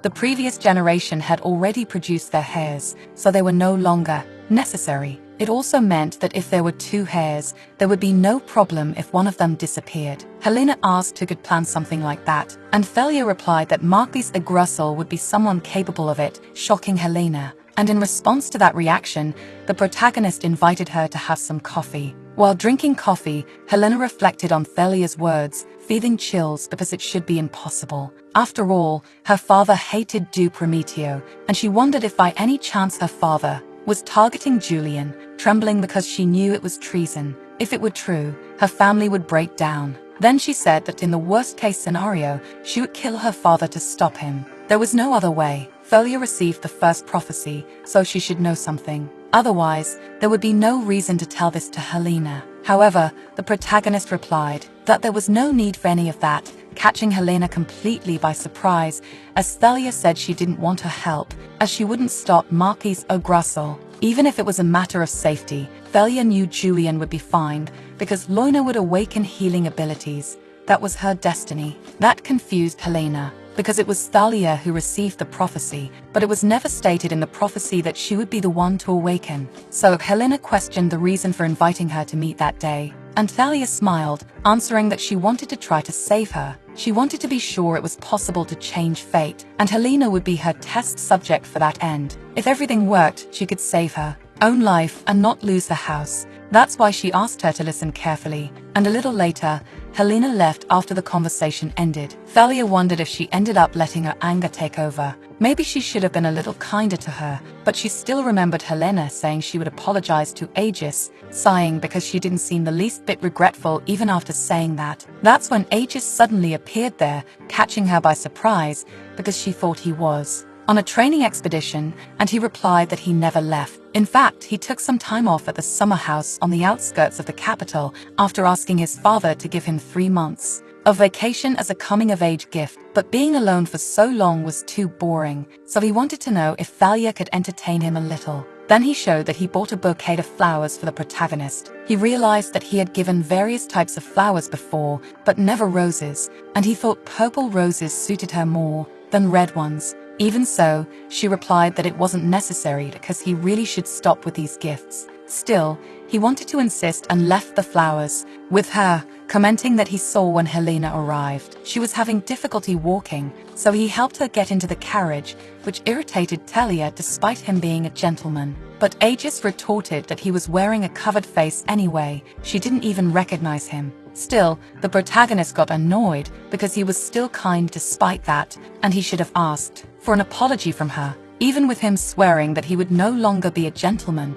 it seemed like an outright lie, and he complained because Thalia always treated him like a child. And she replied that it was because he was still a child in her eyes, which made Aegis approach to touch her lips, asking if a child would do that. The protagonist frowned afterward because he had said that he would forget about the matter, but the prince smiled because he couldn't forget his first kiss, to which she decides to accuse him of planning to kiss her from the start, and he should also remember the things he said that day, which made her sigh, and Aegis worried because she might be angry, but she was just speechless. But it was true that Aegis was drunk that day. He only heard that while he was a little dizzy and thought he had dreamed about it after he woke up. Thalia sighs, feeling that she really should have kept quiet, though Aegis mentions that he was almost sure it wasn't a dream and decided to talk to her about it. If it had been a dream, he would have let it go, and he asks if they should just pretend that none of it happened, although Thalia didn't think that would change anything. But for Aegis, it seemed good because it meant he could kiss her for the first time again. In the end, the protagonist feels that he won the argument again, so she just lays down on the table, grumbling that she was going to sleep and not to talk to her, and that she would never go out with him again. When Thalia felt something touching her, she suddenly got up quickly while the prince apologized, saying he might have bothered her, until she realized he had put flowers in his own hair and in hers, complimenting her for being very beautiful, making her blush as he continued to flirt with her. In the end, Thalia sighs and asks what he truly wanted and how far he wanted to go with her. After all, it was true that she liked him too, but she didn't want him to stop being her friend because of those feelings, which made Aegis hesitate before responding that he didn't want to marry her anymore. It was clear he had special feelings for her, but they didn't need to be tied to a marriage or a relationship, even though Thalia thought he shouldn't bring those things up if he thought like that. To Aegis, it didn't matter if she awakened or not. Actually, if she were the only one destined to awaken his abilities, he would have been much quicker in expressing his feelings, even if they returned safe and sound. After sealing the evil spirit, no one knows how much time they would have left after using their abilities.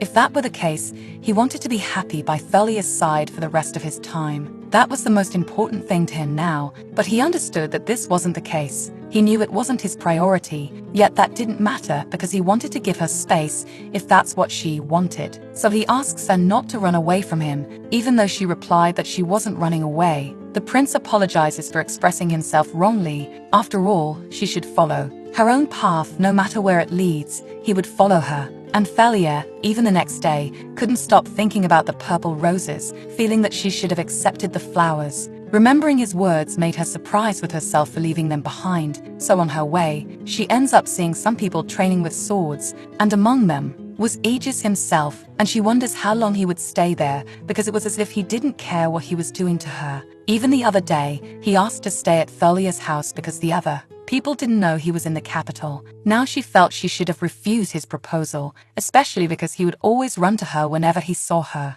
And Aegis asks if she went there to train too, but Thalia denies it because she came to watch Loina since her mother was too busy to attend. Then he suggests that she should train with him, insisting because her involvement would be an excellent experience for Loina. That's when the girl herself appeared, excited, because the two of them would train, and she wanted to watch, leaving Thalia no choice. She thinks it's been a long time since they last fought 15 years ago. They ended up customizing their training to match each of their abilities after mastering the basics. Seeing Aegis train these last few days was also the first time in a while. He didn't waver even in front of several enemies, as expected from the affirmation of protection. However, there was still a difference between the attacks of a trained knight and the attacks of an evil spirit. So Thalia finally agrees with the two of them, then changes her clothes and returns when the prince asks if she finished her warm-up, and she thinks he really seems strong. Or that's what a normal human would think of him. Around them, the other swordsmen comment that they never expected to see Thalia raise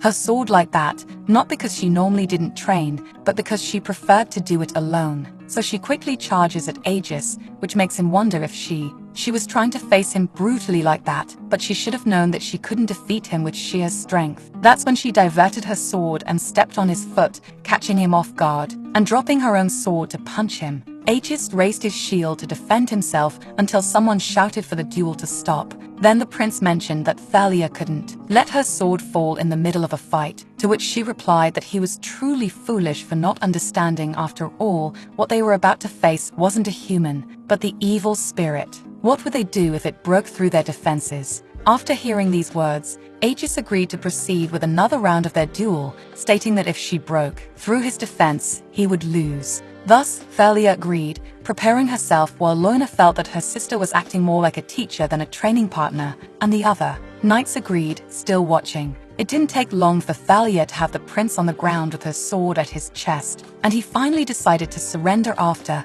being pressured like that, standing up, still remembering the protagonist's words and considering that she was right, and he should change his training methods from now on. Noticing this reaction, Loina approached, asking what had happened to him, and he smiled, ruffling her hair, saying that everything was fine and it was nothing. But he couldn't help expressing his frustration, not because of the loss, but because Thalia didn't even look at him, even when they were training together. Time passed until Loina's birthday arrived, and she was all happy, giving the present to her sister and also the sword she promised to the prince, who thanked her as well. That's when her sister questioned her about the ruby, the other thing she had bought before, and wanted to know who she intended to give it to. She replied that it would be for Rayan, which made her grumble, and Aegis pulled her cheek because of that. After all, she should know that she liked Yan much more when she was younger than they did, to which Loina complained that she was too young back then and didn't remember him anymore, but Thalia promised that she would see him again someday,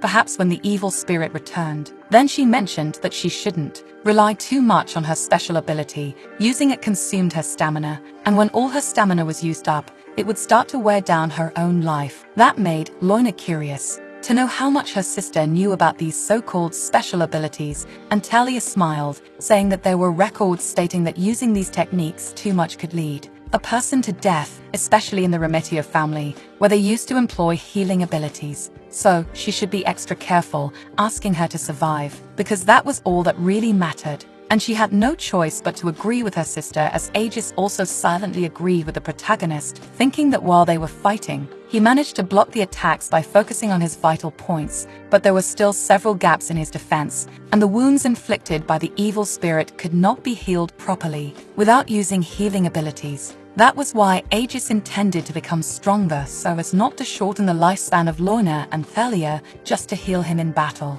A little later, the two of them sat together with Loina lying on the protagonist's lap, and he wondered when she had become so spoiled to this extent, but it must have been his own fault. After all, in the original story, Loina was an only child and the heir of the family, but now things were different, and now he couldn't even believe that Loina had really turned 15 years old. With a laugh, Aegis touched her hair, saying that he loved her, and Thalia herself wondered when he became like this, making her sigh, feeling that it was her fault. 2. The fact that Aegis turned out the way he was now. So, a few hours later, Loina had her birthday party, where she got the chance to blow out the candles, and was excited to make a wish. Thalia hoped that Loina's wish would come true. During the meal, the Emperor couldn't even believe that the little girl had already turned 15, feeling that he should have seen her at home only when she was a baby, but now she had grown up so much, which didn't make Julian very happy with the mention of them wanting to steal his daughter. But Peleus complained that he already had 3 children, so he could at least offer one of the girls, but the Duke refused to give up Loina in any way, to which Thalia realized that Peleus never asked him to become his daughter. Even so, it was strange because father and son were trying to pamper her to this extent. In any case, Roxana mentioned that it was time. Loina started her preparations for her debut into high society, but it was obvious that this didn't make her happy at all. She and Aegis were supposed to have their ceremonies that year, so she suggested that it would be better to just postpone hers until the following year. It wouldn't be good to have several big events in the same year, and even if they started preparing now, they couldn't be ready before winter. So, she suggested that her debut should happen with the end-of-year party, suddenly making everyone look at Thalia, and she realizes that, in fact, her own coming-of-age ceremony would also be in the winter, probably her ceremony being at the same time as Loina's would end up clashing with each other. Thus, Thalia decides to agree to her sister's request. If that was what she wanted, then she could be the center of attention at the end of the year with her debut, and she celebrates hearing this. In the original story, Loina's debut was in the winter, and Thalia realizes that perhaps this was just another consequence of being indulgent with her. It didn't take long for Aegis to offer his own gift to Loina, who is very happy with the pair of earrings that matched Thalia's, and she promises that she would wear them during her debut party. The protagonist wonders why, because after all, Loina would need to wear the same pair for a month until she got her ears pierced. But since her sister seemed to want very much to wear the same earrings as Thalia, it seemed like the protagonist would need to wear the same earrings for a month with her to make her happy. Finally, they also offer Yan's gift to Loina, who is surprised to see that it was another pair of earrings, and Thalia laughs because the 2 princes were indeed alike. But Aegis explains that Yan's earrings were to be worn during the debut ball, which made Loina curious to know when she could meet him. And Roxana says that as soon as he returns after the second prince awakens his abilities. But Thalia replies that Yan wouldn't come because Yan said he was about to conquer the whole kingdom. He was the first lord of the Demon Queen, after all. It wasn't that Yan didn't want to come back, he just couldn't. Rayan, Aegis, and Loina had all changed a lot, which was why Thalia knew that they wouldn't be able to see each other until the arrival of the Guardian's awakening. The prophetess was the first guardian. The second and third guardians would be determined by the order of awakening. When the third guardian is awakened, an official conference would be prepared for the war against the evil spirit. In other words, they wouldn't see Yan again until the trigger for the new Great War. Peleus says it must be hard for little Loina, but Aegis and Thalia could visit the kingdom now that they were grown up. Given the situation there, they couldn't send the 2 to the Empire at the same time, but it would be a good experience if one of them wanted to visit the kingdom as a representative. Although Aegis begins to suggest Thalia, she refuses, insisting that the prince should go in her place. Just because she missed Yan didn't mean she should be the representative. Besides, there would be more benefits for Aegis to go. After a long silence, the protagonist mentions that Yan might end up coming there too. After all, they send a representative every year. Aegis agrees because he could really show up now that he had also become an adult. The protagonist adds that she prepared a gift for his maturity ceremony, so maybe she could send a letter asking him to visit, which made Julian very happy because he also had a gift for Loina, but he couldn't bring it there. It was a personal carriage for her, which made the girl very happy and asking if she could see it herself right now. Then, after a moment, Roxana suggests that she go out with her father for a while. She could go out with them at another time, which didn't make Loina very happy. But Thalia apologizes because she wasn't sure if she could go too. A little later, the protagonist excuses herself to leave the table, walking away before Loina gives the prince a meaningful look, and he decides to excuse himself too to go after her. When he asks a maid where she went, she tells him that Thalia headed to her room with her own maid. Apparently, she wanted to fix the bow of her dress that had come undone, which seems strange to the prince after all. The bow was properly tied. That's when he heard a voice telling someone else to take his younger brother and leave right now. If he was leaving now to go talk to the owner of the Muse Cafe, he could offer a false identity and money to escape, which caught Edge's attention to the conversation. He realizes that the Muse Cafe was the place where Thalia was secretly working, and if someone got caught, it wouldn't matter, and the conversation was making the prince tense, wanting to know what all of this was about, until suddenly a maid came out of the room with Thalia, who asked what he was doing there, and he apologized because he was about to knock on the door and questions her about her conversation with the maid, but Thalia replies that she was just adjusting her dress, so he says she didn't have to worry so much because it was just a family dinner, but if it bothered her so much, she could always ask him to take care of it, even though it was obvious to Thalia that he had hidden motives behind those words, despite disguising it. Aegis wonders the reason for the conversation he overheard in secret. It was clear that she was meeting with the owner of the cafe. Staring at him,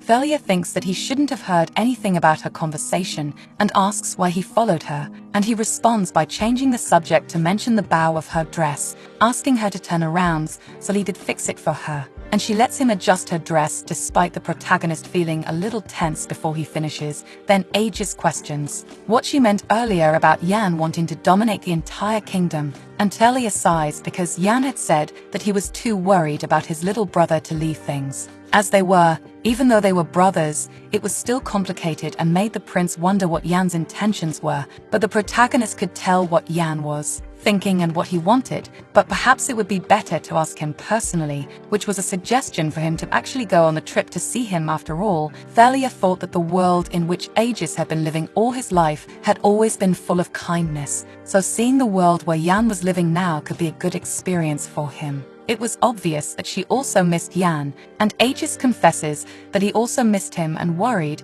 if it was okay to let Yan never return to them again after everything. Deep down, Thalia decided to respect her friend's choice. She didn't even know if she should refer to him as a friend or a brother, perhaps one of her four lords, which made the prince question why she still used the term the four lords when there weren't even four people, and she replies that she was just recruiting for the positions, drawing a laugh from Aegis, because he had been recruiting those lords for long 15 years, and Thalia says it was because she had very high standards and couldn't just pick anyone for the role. That's when he suggested that he could become one of the four lords as well, but she didn't want a lord who answered to her, so Aegis suggests he could be a prince to keep as her hostage, and he could be the best one she would find, leaning in to give her a kiss on the forehead, which made her blush and complain because she could never handle him. Then, Aegis jokes that he just had to kidnap the demon queen instead to maybe conquer the world, which made her sigh and tell him to forget about it once and for all. But in truth, Aegis comments that he was thinking about kissing her neck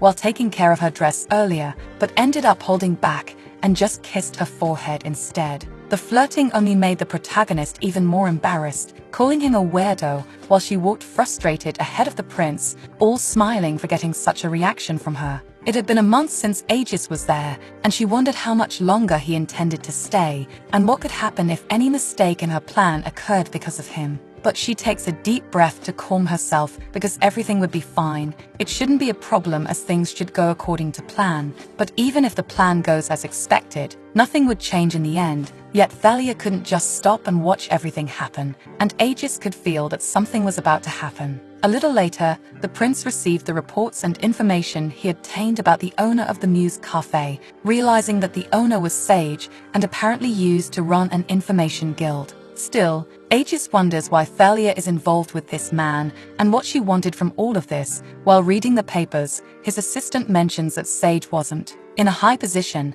but had been in the guild for a long time. Given that there was nothing particularly remarkable about his past, they could assume that he was taking care of information management. Sage had recently bought several plots of land, but there was something strange about it because most of them were not very valuable. They were quite hidden beyond the mountains, which made Aegis wonder if there was a chance he needed to handle something discreetly, maybe deal with a body to hide, or some sort of crime. His assistant replied that it was true that some guilds were suspicious, but the Information Guild was actually quite peaceful. There were no criminal traces about it, and if he really wanted to look into them, the worst that could be found was identity fraud. If someone needed some kind of discretion, it would be the Duke who needed it, and it was quite common for them to recruit talented individuals from the Information Guild, despite Sage having an unusual past. He was good with paperwork and could even be trusted with some tasks if needed. Looking at the cafe sales, his work prowess didn't seem bad at all. This made Aegis pause and think a bit before responding that Thalia seemed to be hiding her money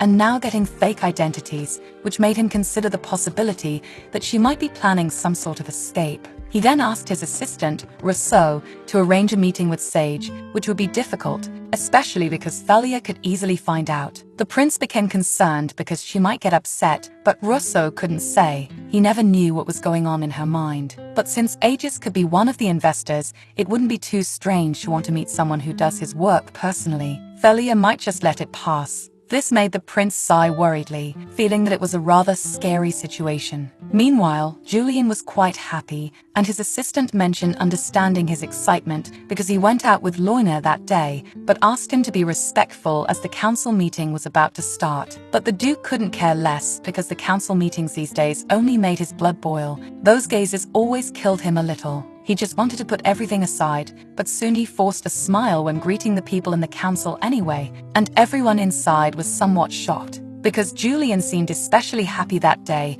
they asked if he had good news, and Julian replied that the good news was knowing he wouldn't have to see their faces the next day because it would be his day off. They had to hide their discomfort, although Helena's father said it had been a while since he had a break, so he should ensure that he was always well. It would be a shame if they couldn't see each other these days. Nonetheless, Julian replied that he had no choice but to keep pushing himself to work with them for the Empire's sake. He internally hated that Marcus's mustache, but commented that having a day off was indeed great, and that he'd even miss his mustache, drawing a laugh from the Marquis, and the two continued smiling at each other with pure falseness. Until his assistant approached to whisper to the Duke, reminding him to be respectful and asking him to control himself a bit. Even though the downed Marquis had started the provocations, it still seemed like Julian was the one who began by giving those sarcastic comments. It was almost an invitation to fight. Julian whispered that he didn't like it when people talked about his appearance, but the Marquis always did that. Still, it was strange because he was laughing at the Duke that day. People acted differently when it was time to throw in the towel. After all, if he was about to die, Julian at least wanted to be able to finish him off himself. The next day, the protagonist realized that the moment had arrived, and outside, Loina was dressed and waiting for her opportunity to ride in her carriage for the first time. But her mother was busy, and Thalia was too. It was nice to be able to go out with her father, but she missed when they could all be together. That was when Thalia approached her to talk, smiling and hugging her, saying she would go with Loina, which made her happy immediately. But she asked about the work she had to do because she had said earlier that she was busy, and Thalia replied that she finished it quickly so she could spend some time with her sister. And even though Loina was concerned, saying it was fine if they just went out together next time, Thalia promised she would go out with her now and next time too, noticing that Loina was wearing her earrings after getting her ears pierced. This made Loina very happy because they were the same earrings as her older sisters. Amid this cheerful conversation, the Duke appeared, laughing and asking for a hug from his girls. Princesses, excluding Loina's curiosity to know where Aegis was, and both Julian and Thalia responded that they could leave him alone that day because he was busy with other things to do. Even though it seemed strange to the youngest, the Duke insisted that what was really odd was that the prince had stayed in their house for a long month. It was obvious to Thalia that her father hated the idea of the arranged marriage, and despite agreeing with that, Loina noticed that both her sister and her father were dressed differently. When the carriage arrived and they got in, Julian asked if his daughter liked the gift so much given her expression, and she replied that she liked it even more because it was exactly her personal carriage. After all, it was the first time they could have a picnic together, and still with her own carriage. However, she noticed that her sister seemed distant, and asked if by any chance Thalia was feeling unwell, but even after hearing her denial, she decided to open the window to let some air in the carriage. Even the Duke noticed that his daughter was getting pale, but Thalia assured them she was fine because she was probably just a little carsick. They could continue the journey even though Loina suggested stopping the carriage. Still, Thalia felt frustrated because it was too obvious, and she wanted it to be over already. The Duke mentioned that they would reach their destination in 10 minutes. Maybe they shouldn't have done this so far away. That was when Thalia held Loina's hand and threw herself to hug her, suddenly startling everyone when both she and Julian threw themselves forward to protect her. Despite the Duke saying it was fine, Loina noticed that her father's back was covered in blood, and he downplayed it, saying that it was fine, it just hurt a little, but it was a small wound, which worried Thalia because in the original novel, he had never been injured like that. After the carriage tilted to the side with that sudden change, a knight ran to see if everyone was okay, and Thalia said it would be too dangerous for them to try to turn the carriage back up, so she asked him to help clear a path for them to get out. While the knight was doing that, the protagonist whispered something into her father's ear, then got up and exited through the carriage window, extending her hand for Loina to come out, but suddenly Thalia fell, also with blood on her clothes after she was shot with an arrow in the neck, shocking the Duke, who held his daughter's body, not wanting her to lose her life, and the knights shouted because an attack was happening, and they should all move to protect the carriage from what was about to happen. Meanwhile, Helena remembers her meeting with Thalia and how she mentioned that Marquis Agrasol would set an ambush, and Thalia intended to send someone to Helena. On that same day, with this in mind, she orders to go to the Imperial Palace and inform anyone, it could be the Emperor or Aegis, about Marquis Agrasol's crimes. It would be more convincing if Helena acted as if she didn't know what was about to happen. Guilt by association was revoked long ago, so as long as she wasn't an accomplice, she wouldn't be punished for it, needing to emphasize the fact that Helena would be hiding her father's crimes, but her sense of justice couldn't allow that, and then ask them to punish her father for dishonoring the family. This way Helena would be safe and could also keep the house of Marquis Agrasol. Facing her silence, Thalia continued, saying that probably there wouldn't be a chance for the Agrasol house to stay alive, but at least Helena could maintain her noble status and some type of fortune. Despite Helena's concern, the protagonist asks if she preferred to then take her mother and siblings to live on the streets, something she obviously didn't want to do, which made Thalia continue, explaining that if her mother, Roxana, tries to execute Marquis Agrasol, she should beg on her knees to allow her to kill her father with her own hands, which shocked Helena. But Thalia explains that she just had to show Roxana how fragile and weak she was, because the Countess wasn't the type of person to make a young lady pay for a crime she didn't commit. She would certainly understand, and at the very least, wouldn't take the Marcus life in front of her. And Helena soon understood that her father being killed by Roxana in front of her eyes for trying to kill the Duke was his original fate. In light of that, she agrees, as Thalia continues, saying that if things didn't go as planned, she should go to the Muse Cafe and say that she was looking for a job. If she did that, she would get a new false identity for her and her family to find a way to escape and survive far away. Obviously, Thalia didn't intend to fund their life forever. So, eventually, she should find a way to stand on her own feet again, and Helena slowly thanks the protagonist for everything, and Thalia says that from now on, she wouldn't have many things in life, and it wouldn't be easy, but she shouldn't forget this. In the end, Thalia was right about everything, and it was true that her father sent a spy to the Duke's house, and that day he would certainly pay for everything. When Helena approached the palace, the guards were surprised, and she asked to speak to the Emperor because Duke Remetio was in danger. It didn't take long for an attendant to inform Peleus, who was with his family, and Helena burst into the room shouting. Peleus asked her to calm down because they were in a military council meeting, but she insisted that he find the Duke right away because her father was planning to kill him that day. She began to beg him to stop her father and save Julian. Meanwhile, the Duke was in shock in front of his daughter's body until Thalia pointed to the side, in Loina's direction, whose ability was awakening right then. Julian wondered if Thalia had always known what would happen. That's why she was so agitated during the journey before. She had whispered to stop Loina if it happened, even though she knew that using her ability excessively could take her life. Thalia truly didn't want Loina's life to be shortened and offered her own life as a bet to awaken her powers and save her sister. Now, the Duke tried to calm himself, thinking that it didn't matter if Thalia knew all of this or not, so he turned to Loina, asking her to listen carefully, as she had to save Thalia's life. She was the only one who could do it. When he removed the arrow from her neck, she should use her ability and heal her. Although nervous at first, she agreed with her father's words and calmed herself, doing exactly as the Duke said and using her healing abilities. Julian quickly noticed that the bleeding started to stop, so he asked Loina to stop now because it was enough, and Thalia would be fine. Now all they could do was wait for the protagonist to wake up and hope she would be okay. Upon leaving the carriage, the knights reported that the assassin had fled, so the Duke ordered them to get new men to escort Loina away from there, just for safety, as her security was of utmost importance. Meanwhile, he would stay there and protect Thalia. Despite his daughter's fear, the Duke said that Thalia wouldn't be able to ride back now. That's why they at least needed to take her to a safe place. Meanwhile, Loina should get out of there alive. It was the only way to survive because she had to face the evil spirit in the future, so the two embraced. In parallel, Roxana arrived running at the palace, where Aegis asked his father for permission to handle the Marquis Yggdrasil's imprisonment on his own, but he denied it, telling him to wait for further orders. So he sighed in agreement, having no other choice until an attendant arrived, and Peleus soon asked about the Duke and his daughters. The man reported that they returned to their mansion with the cavalry.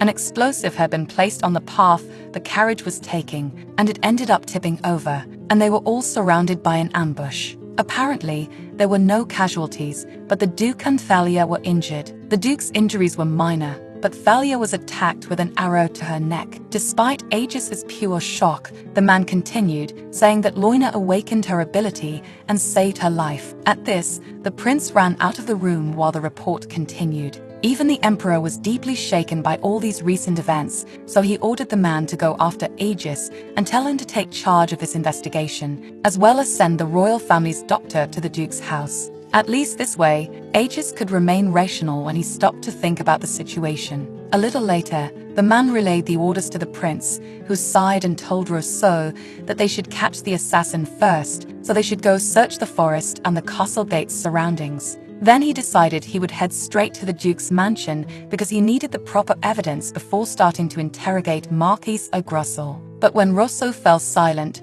the prince asked what was wrong, and he began to mention something that reminded him of 15 years ago, that they had to find evidence when they already knew who the culprit was. It was a similar situation to Jan's poisoning case back then. It was clear that this time they had found the culprit, thanks to Helena's confession, but he could only hope that it was all due to the prophetess's prophecy. After a moment, Aegis responded that thinking about these things was useless. And Rousseau agreed, promising that he would take care of the carriage and cancel his meeting with the owner of the Muse Cafe as well. That was when the prince stopped walking, reflecting further on his assistant's words, considering that if he didn't know that Marquis Yggdrasil was the culprit, he wouldn't even be able to start the investigation. He should start with the Duke's mansion. First, an explosive had been placed on the carriage's path, which should mean that the culprit knew where they were going, which obviously hinted at the possibility of a spy. He remembers Thalia's conversation with the maid who ran away, along with Helena and Loina's awakening, which made Aegis tell Rousseau to check if there were any missing servants in the Duke's household, and before arriving at the mansion, he would stop by the Muse Cafe, wondering what it was that Thalia knew and why she kept silent. Sage Osborne was the grandson of Baron Osborne. His grandfather was the only one who had always taken care of him, so when he passed away, Sage saw his parents having great problems involving drinking and arguments, which made him realize that his house was about to collapse in at least 3 years. Faced with this life that had no chance of recovery, Sage abandoned his parents and the surname Osborne and started his own life on the streets. He saved money like never before and entered a guild at the lowest class, where he began to rise within it gradually through his own achievements. The next thing they knew about him was that he was a mid-level manager after ascending in the guild, and then one day, he was offered to work as a person, meticulous, who learned quickly and was very affable. Above all, he was someone who could take care of himself and believed he was the ideal person for all her requirements. Sage noticed that the woman had purple hair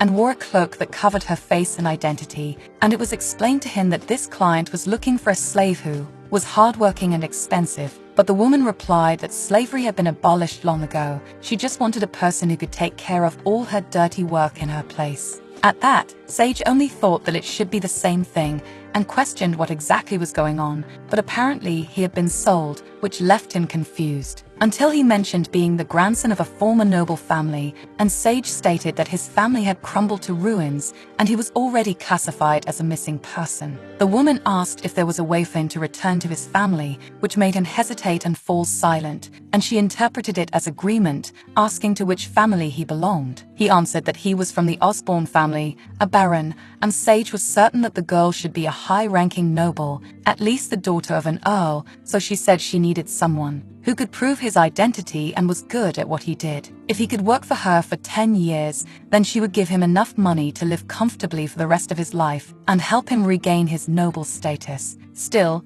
Sage responded that he had no interest in nobility, and she insisted that he could just keep the money if that was the case. Then, after a moment, he asked to see the contract first, making her smile, and later, when Sage met with the prince, he responded that he knew Thalia, he knew that she was one of his regular customers, the daughter of Duke Remetio, and that she loved coffee, feeling chills under Aegis's gaze, thinking that this man had been to the cafe several times with Thalia before, but seemed like a completely different person now. He couldn't even look him in the eyes out of nervousness, while Aegis thought that Sage didn't seem particularly loyal, and asked if anyone had shown up there looking for a job recently, and he agreed, mentioning that it wasn't a woman but a man, and Rousseau whispered something to the prince that made him grab Sage by the collar, which shocked the assistant, trying to calm him down because Thalia would be angry with him for acting like that. After all, he was one of the people who worked with her. Sage realized